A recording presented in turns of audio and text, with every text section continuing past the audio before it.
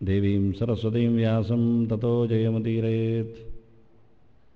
ಧರ್ಮಕ್ಷೇತ್ರೇ ಕುರುಕ್ಷೇತ್ರೇ ಸಮವೇತಾಯುತ್ಸವಃ ಮಾಮಕಾಃ ಪಾಂಡವಶ್ಚೈವ ಕಿಮುಕುರ್ವತ ಸಂಜಯ. ಶ್ರೀ ಗುರುಭ್ಯೋ ನಮಃ. ಇತ್ಯಹಂ ವಾಸುದೇವಸ್ಯ ಪಾರ್ಥಸ್ಯ ಚ ಮಹಾತ್ಮನಃ ಸಂವಾದಮಿಮಶ್ರೌಷಂ ಅದ್ಭುತಂ ರೋಮಹರ್ಷಣ. ಹೀಗೆ ನಾನು ಕೃಷ್ಣಾರ್ಜುನರ ಮಹಿಮಾ ಸಂಪನ್ನರ ಮಾತುಕತೆಯನ್ನು ಕೇಳಿದೆ. ಅದ್ಭುತವಾಗಿತ್ತು, ರೋಮಾಂಚ ಭರಿಸಿತ್ತು. ಆಯಿತು, ಇಷ್ಟೇ. ಇನ್ನೇನು ಹೇಳಬೇಕು? ಇನ್ನೇನು ಹೇಳಲಿಕ್ಕಿದೆ? ಕರ್ಮಣ್ಯೇವ ಅಧಿಕಾರಸ್ಥೆ ನತ್ವೇವ ಅಹಂ ಜಾತು ನಾಸಂ ಪತ್ರಂ ಪುಷ್ಪಂ ಫಲಂ ತೋಯಂ ಮನ್ಮನಾಭವ ಮದ್ಭಕ್ತ. ಇದೆಲ್ಲ ಕೃಷ್ಣನ ಸಂದೇಶದ ನುಡಿಗಳು, ತಾತ್ವಿಕ ವಿಚಾರಧಾರೆಗಳನ್ನು ಒತ್ತಿಕೊಂಡದ್ದು. ಅನೇಕ ಮತ ಚಿಂತನೆಗಳ, ದರ್ಶನಗಳ, ಪುರಾಣೇತಿಹಾಸಗಳ ಬೆಳಕಿನಲ್ಲಿ ಮೂಡಿದ್ದು, ಸಾಧನೆಗಳ ಸರ್ವಸ್ವವನ್ನು ಹೊತ್ತದ್ದು. ಅದರ ಬಗ್ಗೆ ಚರ್ಚೆ, ಚಿಂತನೆ, ಆಚೆ ಈಚೆ ಯೋಚನೆ, ವಿರೋಧ, ಪೂರ್ವಪಕ್ಷ, ಅನುಸಂಧಾನ, ತಾರ್ಕಿಕವಾದ ನಿಲುವು, ಇದೆಲ್ಲ ಹೇಳಲಿಕ್ಕಿದೆ. ಇಲ್ಲೇನಿದೆ? ಇನ್ನೇನು ಹೇಳಬೇಕಿದೆ? ನಾನು ಕಷ್ಟ ಅಲ್ಲ? ಗೀತೆಯ ನಡೆಯಲ್ಲಿ ಬಂದ ನುಡಿಯು ಎಷ್ಟು ಚೆನ್ನಾಗಿರುತ್ತೆ ಕೆಲವೊಮ್ಮೆ ಅಂತ, ಎಷ್ಟಿದೆ ಅಂತ ನೋಡಿ ಹೇಳುತ್ತೆ. ಇತ್ಯಹಂ ವಾಸುದೇವಸ್ಯ ಪಾರ್ಥಸ್ಯ ಚ ಮಹಾತ್ಮನಃ ಸಂವಾದಮಿಮಂ ಅಶ್ರೌಷಂ ಅದ್ಭುತಂ ರೋಮಹರ್ಷಣ. ಇಲ್ಲಿ ಸಂಜಯ ಉವಾಚ ಉಂಟಾ ಅಂತ ನೋಡಬೇಕು ಮೊದಲು, ಅಲ್ಲಿಂದ ಶುರುವಾಗತ್ತೆ. ಸಂಜಯ ಉವಾಚ ಇಲ್ಲ, ಇರಲಿಕ್ಕಿಲ್ಲ, ಇರಬೇಕಾಗಿಲ್ಲ. ಸಂಜಯನೇ ಹೇಳುತ್ತಾ ಇದ್ದಾನೆ ಇಡೀ ಗೀತೆಯನ್ನೇ. ಧರ್ಮಕ್ಷೇತ್ರೇ ಕುರುಕ್ಷೇತ್ರೇ ಸಮವೇತಾಯುತ್ಸವ ಮಾಮಕಾಃ ಪಾಂಡವಶ್ಚೈವ ಕಿಮುಕುರ್ವತ ಸಂಜಯ. ಅದು ಮೊದಲ ಪ್ರಶ್ನೆ. ನಾನು ದಿನ ಅದನ್ನು ಹೇಳೋದು ಅದಕ್ಕೆ ಮೊದಲಿಗೆ, ಯಾಕೆ ನೆನಪು ಮಾಡಿಕೊಳ್ಳಿಕ್ಕೆ. ಎಲ್ಲಿದ್ದೇವೆ ಅಂತ. ನಾವು ಹಸ್ತಿನಪುರದಲ್ಲಿದ್ದೇವೆ, ಧೃತರಾಷ್ಟ್ರನ ಅಂತಃಪುರದಲ್ಲಿ ಇದ್ದೇವೆ. ಗದ್ದುಗೆಯಲ್ಲಿ ಆಸೀನನಾದ ರಾಜ ಧೃತರಾಷ್ಟ್ರ, ಪಕ್ಕದಲ್ಲಿ ಸಂಜಯ ಕೇಳುತ್ತಾ ಇದ್ದಾನೆ. ಸಂಜಯ, ಧರ್ಮಕ್ಷೇತ್ರದಲ್ಲಿ ಕುರುಕ್ಷೇತ್ರದಲ್ಲಿ ಸೇರಿದ್ದಾರೆ ನನ್ನವರು ಮತ್ತು ಪಾಂಡವರು, ಏನಾಯಿತು ಅಂತ. ಅದಕ್ಕೆ ಸಂಜಯ ಉವಾಚ ದೃಷ್ಟ್ವಾತ್ ಪಾಂಡವಾನೀಕಂ. ಅಲ್ಲಿಂದ ಸಂಜಯ ಉವಾಚ ಅಲ್ಲಿ ಉಂಟು. ಸಂಜಯ ಹೇಳಿದ, ಹೇಳುತ್ತಾನೆ ಇದ್ದಾನೆ. ಸಂಜಯ ಹೇಳುತ್ತಾ, ನಿನ್ನ ಮಗ ದುರ್ಯೋಧನ ದ್ರೋಣನಲ್ಲಿ ಮಾತಾಡಿದ. ದ್ರೋಣರಲ್ಲಿ ಮಾತಾಡಿದ್ದು ಕೇಳಿಕೊಂಡು ಪಕ್ಕದಲ್ಲಿ ನಿಂತ ಭೀಷ್ಮ ಹುಮ್ಮಸ್ಸಿನಿಂದ ಶಂಖ ಊದಿದ. ಆ ಶಂಖಕ್ಕೆ ಪ್ರತಿಯಾಗಿ ಕೃಷ್ಣನ ಶಂಖ, ಅರ್ಜುನನ ಶಂಖ, ಭೀಮನ, ಧರ್ಮರಾಜನ, ನಕುಲ ಸಹದೇವರ ಶಂಖ, ಉಳಿದವರ ಶಂಖಗಳು ಸಹ ಉತ್ತರಿಸಿದವು. ಅಷ್ಟೊತ್ತಿಗೆ ಅರ್ಜುನ ಸೇನೆಯ ಎರಡರ ನಡುವೆ ನನ್ನ ರಥ ನಿಲ್ಲಿಸಯ್ಯ ಅಂತ ಕೃಷ್ಣನಲ್ಲಿ ಕೇಳಿಕೊಂಡ. ಕೃಷ್ಣ ನಿಲ್ಲಿಸಿ, ನೋಡು ಸೇರಿದ ಕುರುಗಳನ್ನು ಅಂತ ಹೇಳಿದ. ನೋಡಿದೊಡನೆಯ ತತ್ತರಿಸಿ ಹೋದ ಅರ್ಜುನ ಮೆತ್ತಗೆ ರಥದ ನಡುವೆ ತನ್ನ ಗಾಂಡೀವವನ್ನು ಎಸೆದು ಕುಳಿತ, ಕುಸಿದ. ಹೇಳಿ ಎದ್ದು ನಿಲ್ಲಬಾರದೇಕೆ? ಯಾರು ಸಾಯ್ತಾರಯ್ಯ ಏನು ಅಂತ ಕೃಷ್ಣ ಹೇಳಿದ. ಈತ ಕೇಳಿದ. ನಡುವೆ ಕೃಷ್ಣನ ವೈಭವವನ್ನು ಕಂಡ. ಏನು ವೈಭವ! ಧೃತರಾಷ್ಟ್ರ ಅಂತಾನೆ ಮಧ್ಯದಲ್ಲಿ. ಹೀಗೆ ಅರ್ಜುನ ವೈಭವವನ್ನು ಕಂಡಿದ್ದ ಅಂತ ನಡುವೆ ವಿಶ್ವರೂಪಾಧ್ಯಾಯದಲ್ಲಿ ಸಂಜಯ ಮಾತಾಡಿದ್ದ, ಹೇಳಿದ್ದ. ನಾನು ಖುಷಿಪಟ್ಟೆ, ಅರ್ಜುನ ಗಾಬರಿಯಾದದ್ದು ಕಂಡಿದ್ದೆ. ಮುಂದೆ ಅರ್ಜುನನಿಗೆ ಎಲ್ಲ ಯೋಗ ಮಾರ್ಗಗಳನ್ನು ಹೇಳಿ, ಗುಟ್ಟಿನ ಸಂಗತಿಗಳನ್ನೆಲ್ಲ ಮೆತ್ತಗೆ ತಿಳಿಸಿ, ಸಾಧನೆಗಳನ್ನು ಹೇಗೆ ನಡೆಸ್ತಾರೆ ಅಂತ ಹೇಳಿದ. ಅಂತ ಹೇಳಿ ಕೊನೆಗೆ ಪ್ರಶ್ನೆ ಕೇಳಿದ್ದ ಕೃಷ್ಣ. ಅರ್ಥವಾಯಿತೇ ಓ ಪಾರ್ಥನೆ ಅಂದ. ಚೆನ್ನಾಗಿ ನನಗೆ ಮನವರಿಕೆಯಾಗಿದೆ, ನನಗಾಗಿ ನಾನು ಪ್ರಯತ್ನಿಸಿಕೊಳ್ಳುತ್ತೇನೆ ಅಂತ ಭರವಸೆಯನ್ನು ಕೊಟ್ಟ ಅರ್ಜುನ ಅಂತ ನಿಲ್ಲಿಸಿ ಇತ್ಯಹಂ ವಾಸುದೇವಸ್ಯ ಅಂತ ಅರ್ಜುನ ಹೇಳ್ತಾನೇ ಇದ್ದಾನೆ ಒಂದೇ ಉಸಿರಿನಲ್ಲಿ, ನಿಲ್ಲಿಸಲಿಲ್ಲ. ಅಲ್ಲ ಸಂಜಯ, ಇಲ್ಲಿ ಮತ್ತೆ ಸಂಜಯ ವಾಚೆ ಅಂತದಕ್ಕೆ ಹೇಳುತ್ತಾನೇ ಇದ್ದಾನೆ. ನೀವು ಇಡೀ ಗೀತೆಯನ್ನು ಒಟ್ಟಿಗೆ ಇವತ್ತು ನೋಡಿದಿರಿ, ಮುಗಿದೋಯಿತು, ಎಲ್ಲ ಅಧ್ಯಾಯಗಳು ಬಂದಿವೆ. ಹೀಗೆ ಅಂತ ಬಹಳ ಅದಕ್ಕೆ ನಾನು ಸಂಕ್ಷೇಪವಾದ ಗೀತೆ ಅಂತೇಳಿ ಇವತ್ತು ಕೃಷ್ಣ ಪ್ರಸಾದ ಅಂತ ತಂದಿದ್ದು. ಮುಗಿಯಿತು. ಯಾವತ್ತು ಬಾರದವರಿಗೆ ಇವತ್ತು ಬಹಳ ಚೂರೆ 2 ನಿಮಿಷದಲ್ಲಿ ಇಡೀ ಗೀತೆಯನ್ನು ಹೇಳಿ ಅಂದರೆ ಒಂದೂ ಬಿಡದೆ ಬಹಳ ಚಂದವಾಗಿ ಸಂಜೆ ಹಾಗೆ ಹೇಳಿದ. ಇತ್ಯಹಂ, ಹೀಗೆ ನಾನು ವಾಸುದೇವನ ಮತ್ತು ಅರ್ಜುನನ ಸಂವಾದವನ್ನು ಕೇಳಿದೆ. ಇಮಮ್ಮ ಅಂತಾನೆ, ಅದು ನನಗೆ ಚೆನ್ನಾಗಿ ಈಗಲೂ ನೆನಪಾಗ್ತಾನೆ ಉಂಟು. ಅದು ನನ್ನ ಕಿವಿಯೊಳಗೆ ತುಂಬಿದೆ, ಮನದೊಳಗೆ ನಿಂತಿದೆ. ಹೇಳಬೇಕಂದಾಗ ತುಟಿಗೆ ಬಂದು ಕೂತಿದೆ. ಇಷ್ಟು ಚೆನ್ನಾಗಿದೆ ಹೇಳಲಿಕ್ಕೆ ಇಮಮ್ಮ ಅಂತಾನೆ. ಅನುಭವಿಸುವ, ಹತ್ತಿರದಲ್ಲಿರುವ, ತನ್ನ ತೆಕ್ಕೆಗೆ ಸಿಕ್ಕಿರುವ ಸಂಗತಿಯನ್ನು ಹಾಗೆ ಬಹಳ ಸುಂದರವಾಗಿ ಹೇಳ್ತಾನೆ. ಇಮಂ ಸಂವಾದ, ಇದು ಅಯ್ಯ, ಇದು ಸಂವಾದ ಅಂದ್ರೆ ಅಂತಾನೆ. ಇದು ಹೇಳಲಿಕ್ಕೆ ಸಂವಾದಗಳು ಒಂದೊಮ್ಮೆ ಲೋಕದಲ್ಲಿ ಉಂಟು ಹೇಳಿದರೆ ಇವರಿಬ್ಬರ ಮಾತುಕತೆ ಹೇಳಬೇಕು. ಇದರಲ್ಲಿ ವ್ಯಕ್ತಿಯ ವ್ಯಕ್ತಿತ್ವವನ್ನು ಪ್ರಚೋದಿಸುವ, ಯೋಗ್ಯತೆಯ ತಕ್ಕಂತೆ ಫಲವನ್ನು ಕೊಡುವ ಸ್ವಾಮಿಯ ಸ್ವಾಮಿತ್ವದ, ಕರ್ಮದ ಪ್ರಜ್ಞೆಯ, ಯೋಗ ಮಾರ್ಗದ, ಭಕ್ತಿಯ ಹರವಿನ, ಅದರೊಟ್ಟಿಗೆ ಜ್ಞಾನದ ಅತ್ಯಂತ ಎತ್ತರದ, ಅತ್ಯಂತ ಆಳದ, ಅತ್ಯಂತ ಸಾರದ ಶಾಸ್ತ್ರದ ಪ್ರಪಂಚದ, ಅದರೊಟ್ಟಿಗೆ ಕರ್ತವ್ಯದ ಇತಿಮಿತಿಗಳ, ಭಗವಂತನ ಪರಿಪೂರ್ಣವಾದಂತಹ ನಿಯಂತೃತ್ವದ ಸಂಗತಿಗಳು ವೈಭವದಿಂದ ಕಂಡಿವೆ ಅಂತ. ಅದಕ್ಕೋಸ್ಕರ ಇಮಂ ಸಂವಾದಂ ಅಂದ. ಇದು ಸಂವಾದ, ಇದು ನಿಜವಾಗಿ ಸಂವಾದ ಅಂದರೆ ಹೇಳ್ತಾನೆ. ಎಷ್ಟು ಲೋಕದಲ್ಲಿ ಯಾರು ಮಾತಾಡಿಕೊಳ್ಳುತ್ತಾರೆ, ಏನೇನೆಲ್ಲ ಹೇಳಿಕೊಳ್ತಾರೆ, ಆದರೆ ಯಾರೊಟ್ಟಿಗೆ ಸೇರಿದರೂ ಈ ರೀತಿಯಾದ ಶಾಸ್ತ್ರ ಸಮುದಾಯದ ಸಕಲ ಓರೆಕೋರೆಗಳ ಬಗ್ಗೆ ಇತಿಮಿತಿಯಾಗಿ ನಿಲ್ಲುವ ಒಂದು ಇದಮಿತ್ತಂ ತೀರ್ಮಾನ ಕೊಡತಕ್ಕ ಸಂಗತಿ ಹೊರಬಂದದಿಲ್ಲ ಅಂತ. ಇದು ಸಂವಾದ ಅಂತಾನೆ. ಇದು ದೇವರ ಹತ್ತಿರದಲ್ಲಿ ಮಾತಾಡಬೇಕಾಗಿರತಕ್ಕ ಸಂಗತಿ ಅಂತಾನೆ. ಸಂವಾದ ಅಂದರೆ ಅಂದರೆ ಭಗವಂತ ಅಲ್ವ, ಸಂಪೂರ್ಣನಾದ ಸಂಗತಿ ಅಲ್ವ, ಚೂರು ದೋಷ ಇಲ್ಲದ ಪರಿಪೂರ್ಣವಾದ ವ್ಯಕ್ತಿತ್ವವುಳ್ಳ, ಯಾವ ಕಾಲದಲ್ಲಿಯೂ ಎಂದೂ ಸಹ ಚ್ಯುತಿಗೊಳ್ಳದ ಅಚ್ಯುತವಾದ ತತ್ವ, ಅನಂತವಾದ ವಸ್ತು. ಅದು ನಿಜವಾಗಿ ವಾಸ್ತವವಾಗಿ ಪೂರ್ಣಂ, ವಿಕಾರಗೊಳ್ಳದ, ವಿಕಾರಕ್ಕೆ ಬದ್ಧವಾಗದ, ವಿಕಾರದ ಪ್ರಪಂಚದಲ್ಲಿ ಸೇರಿಕೊಳ್ಳದ ಸಂಗತಿ. ಅವನಿಗೆ ತಕ್ಕುದಾದ ಚಿಂತನೆ ಇದು. ವಾದಯತಿ, ವೇತ್ತಿ, ವೇದಯತಿ ಎಲ್ಲವೂ ಭಗವಂತನನ್ನು ತಿಳಿಸುವ, ಭಗವಂತನನ್ನು ತಿಳಿಸಿದ, ಭಗವಂತನನ್ನು ತಿಳಿಸುವ ಲೋಸುಗೆ ಇರುವ ಇದು ಸಂವಾದ. ಇದು ಸಂವಾದ ಅಂತ. ಉಳಿದವರು ಮಾತಾಡಿದ, ನಿನ್ನ ಮಗ ಮಾತಾಡಿದ ದ್ರೋಣರ ಹತ್ರ ವಿವಾದಕ್ಕೆ ಕಾರಣ ಆಯಿತು. ಭೀಷ್ಮ ದುರ್ಯೋಧನ ಹತ್ರ ಮಾತಾಡಿದ್ದ, ಕರ್ಣ ಹೊರಗೆ ಹೋಗಿದ್ದ, ವಿವಾದಕ್ಕೆ ಕಾರಣವಾಯಿತು. ನಿನ್ನಲ್ಲಿಯೂ ಕೃಷ್ಣ ಮಾತಾಡಿದ್ದ, ಸಂವಾದ ಆಗಲಿಲ್ಲ, ಸಂಗ್ರಾಮಕ್ಕೆ ಹೋಯಿತು. ಇನ್ನು ನೆನಪಿಸ್ತಾನೆ ಸಂಜಯ, ನಾವು ನೋಡ್ತಾ ಇದ್ದೇವೆ ಅಂತಾನೆ. ನಿನ್ನಲ್ಲಿ ಭೀಷ್ಮನೂ ಮಾತಾಡಿದ್ರು, ನಿನ್ನಲ್ಲಿ ದ್ರೋಣನೂ ಮಾತಾಡಿದ್ದಾನೆ, ನಿನ್ನಲ್ಲಿ ವಿದುರನೂ ಮಾತಾಡಿದ್ದ. ಎಲ್ಲಿಯೂ ಸಂಪೂರ್ಣವಾಗಿ ಏಕತ್ವದೆಡೆಗೆ ಬರಲಿಲ್ಲ, ಆಗಲಿಲ್ಲ. ಇದೆಲ್ಲ ವಾಸಿದವು. ಇವತ್ತಿನವರೆಗೆ ನಿನ್ನೊಟ್ಟಿಗೆ ಮಾತಾಡಿದ ಯಾರನ್ನು ಯಾರೂ ಗುರುತಿಸುವುದಿಲ್ಲ. ಕೃಷ್ಣನೇ ಮಾತಾಡಿದ್ದನ್ನು ಸಂಗತಿ ಮಾಡಲಿಲ್ಲ. ಇಮಂ ಸಂವಾದಂ ಅಂತ ಎಷ್ಟು ಖುಷಿ ಪಡ್ತಾನವ.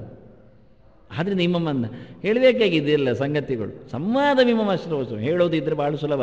ಈ ಸಂವಾದವನ್ನು ಕೇಳಿದೆ, ಆಗಲೇ ಇಲ್ಲ, ಉಳಿದದ್ದೆಲ್ಲ ವಿವಾದ ಅಂದ. ಉಳಿದದ್ರಲ್ಲಿ ಯಾವುದೇ ಹುರುಳಿಲ್ಲ ಅಂತಾನೆ, ಪ್ರಯೋಜನ ಇಲ್ಲ ಅಂತಾನೆ. ದೇವರ ಹತ್ರ ಮಾತಾಡಬೇಕಯ್ಯ, ದೇವರು ಮಾತಾಡಿಸ್ಬೇಕಯ್ಯ, ಭಗವಂತ ಕೊಡಬೇಕು ಸಂಗತಿ, ಅವನು ಗುರುವಾಗಿ ಬರಬೇಕು. ಆ ರೀತಿಯಲ್ಲಿ ನಾನು ಕೇಳಿಕೊಂಡೆ ಅಂತಾನೆ. ನಾನು ಅಂತಾನೆ ಈಗ ಇತ್ಯಹಂ ವಾಸುದೇವಸ್ಯ ಪಾರ್ಥಸ್ಯ ಚ ಮಹಾತ್ಮನಃ. ಕೇಳಿದೆ, ಯಾರ ಸಂವಾದ ಕೇಳಿದೆ ಅಂತಾನೆ, ಅವರಿಬ್ಬರನ್ನು ಗುರುತಿಸ್ತಾನೆ ನೋಡಿ, ವಾಸುದೇವ ಮತ್ತು ಪಾರ್ಥ. ಇದು ವಾಸುದೇವ ಪಾರ್ಥ ಸಂವಾದ ಅಂತ ಇವನು ಹೆಸರು ಕೊಟ್ಟಿದ್ದಾನೆ, ಸಂಜೆ ಹೆಸರು ಕೊಟ್ಟಿದ್ದಾನೆ. ಯಾಕೆ ಕೊಟ್ಟಿದ್ದಾನೆ ಅಂದರೆ ಅದಕ್ಕೆ ಕೊಟ್ಟಿದ್ದೇನೆ ಅಂತಾನೆ. ಯಾಕೆಂದರೆ ಒಂದು ತಂದೆ ಮಗ, ಒಂದು ತಾಯಿ ಮಗ ಅಂತ ಕೊಟ್ಟಿದ್ದೇನೆ ಅಂದ. ಎಲ್ಲ ವಿಚಿತ್ರವೇ ಹೌದಲ್ಲ? ನಾವು ನೋಡುವಾಗ ಅನುವಾದ ಮಾಡಿದರೆ ಕೃಷ್ಣ ಅರ್ಜುನರ ಈ ರೀತಿಯಾದ ಸಂವಾದವನ್ನು ಕೇಳಿ ಸಂಭ್ರಮಪಟ್ಟ ಸಂಜಯ ಅಂತ ಅನುವಾದ ಮಾಡಿ ಹೋಗ್ತೇವೆ. ಅದು ಹರಿಕಥೆಯವರು ಹೇಳಿಬಿಡ್ತಾರೆ ಕೊನೆಗೆ ಅಷ್ಟೇ. ಇವೇ ಹೇಳ್ತಾನೆ, ನಾನು ಹಾಗೆ ಹೇಳೋದಿಲ್ಲ ಅಂದ. ನಾನು ತಂದೆಯ ಮಗನ ಮತ್ತು ತಾಯಿಯ ಮಗನ ಸಂವಾದವನ್ನು ಕೇಳಿದೆ. ಇದೆಂತ ವಿಚಿತ್ರ ಧೋರಣೆ ಮಾರೆ ನಿಂದು. ಹೌದು ಹಾಗೆ ಅಂತಾನೆ. ಯಾಕೆಂದರೆ ನಿನ್ನ ಮಗ ಇದ್ದಾನಲ್ಲ, ಅವನು ತಂದೆ ಮಗನ ತಾಯಿ ಮಗನ ಅಂತಾನೆ. ಇರಲಿ ನನ್ನ ಮಗ ಅಂತ ಇಟ್ಕೊಳ್ತೇನೆ, ಯಾಕೆ ನಾನು ಬಿಟ್ಟು ಕೊಡುವುದಿಲ್ಲ ಅವನನ್ನು. ಆದ್ದರಿಂದ ತಂದೆ ಮಗ ಅಂತ ಅವನು ಗುರುತಿಸಿಕೊಂಡಿದ್ದಾನೆ, ತಾಯಿ ಮಗ ಆಗುವುದಿಲ್ಲವ. ಆದರೆ ತಾಯಿ ಅಂತೇಳಿ ಅವಳು ಗುರುತಿಸಿಕೊಂಡಿದ್ದಾಳೆ ನನ್ನ ಮಗ ಅಂತ. ಏನು ಮಾಡುವ? ಅಭಿಮಾನ ಪಡೆದಿದ್ದರೂ ತಾಯಿಯ ಮೇಲೆ ದುರ್ಯೋಧನನಿಗೆ ಅಭಿಮಾನ ಪಟ್ಟಿದ್ದರೂ ಧೃತರಾಷ್ಟ್ರನ ಮೇಲೆ ದುರ್ಯೋಧನನಿಗೆ ಅವನು ಹೇಳಿದ್ದು ಕೇಳುವುದಿಲ್ಲ ಎನ್ನತಕ್ಕಂಥ ಬಿಗುಮಾನ. ಇದು ಎರಡನ್ನು ಉಲ್ಲೇಖ ಮಾಡ್ತಾನೆ.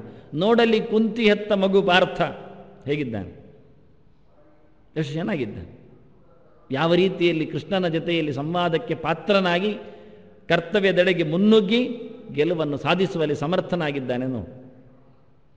ಪಾಂಡವರೊಂದೇನು ತಿಳ್ಕೊಂಡು, ಕೃಷ್ಣಾಶ್ರಯಾ ಕೃಷ್ಣಬಲಾ ಕೃಷ್ಣನಾಥಾಶ್ಚ ಪಾಂಡವಾ, ಅದರ ನೆನಪುಂಡು ಸಂಜಯನಿಗೆ ಹೇಳ್ತಾ ಇದ್ದಾನೆ.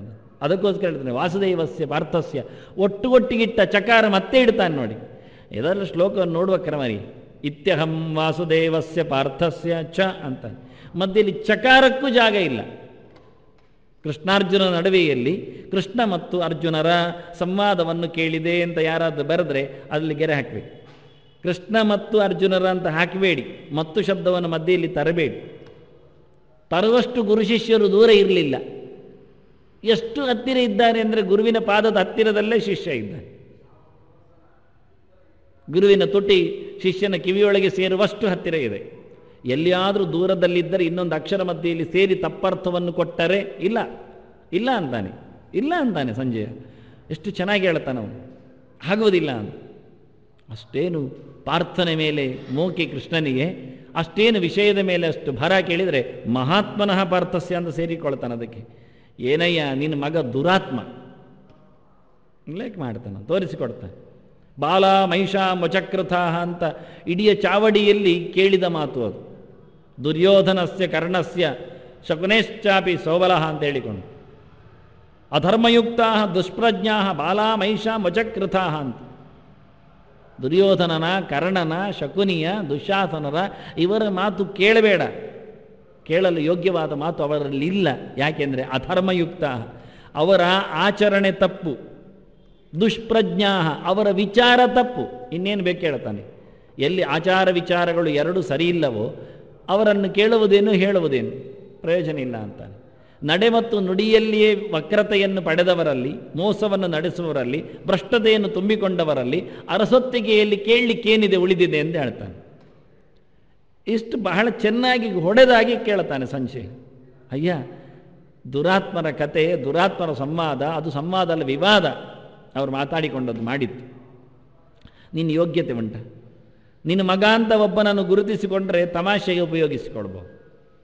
ಇದಂ ದ್ವಾರಂ ಧಾರ್ತರಾಷ್ಟ್ರ ಅಂದಿದ್ದಾನೆ ಭೀಮಸೇನ.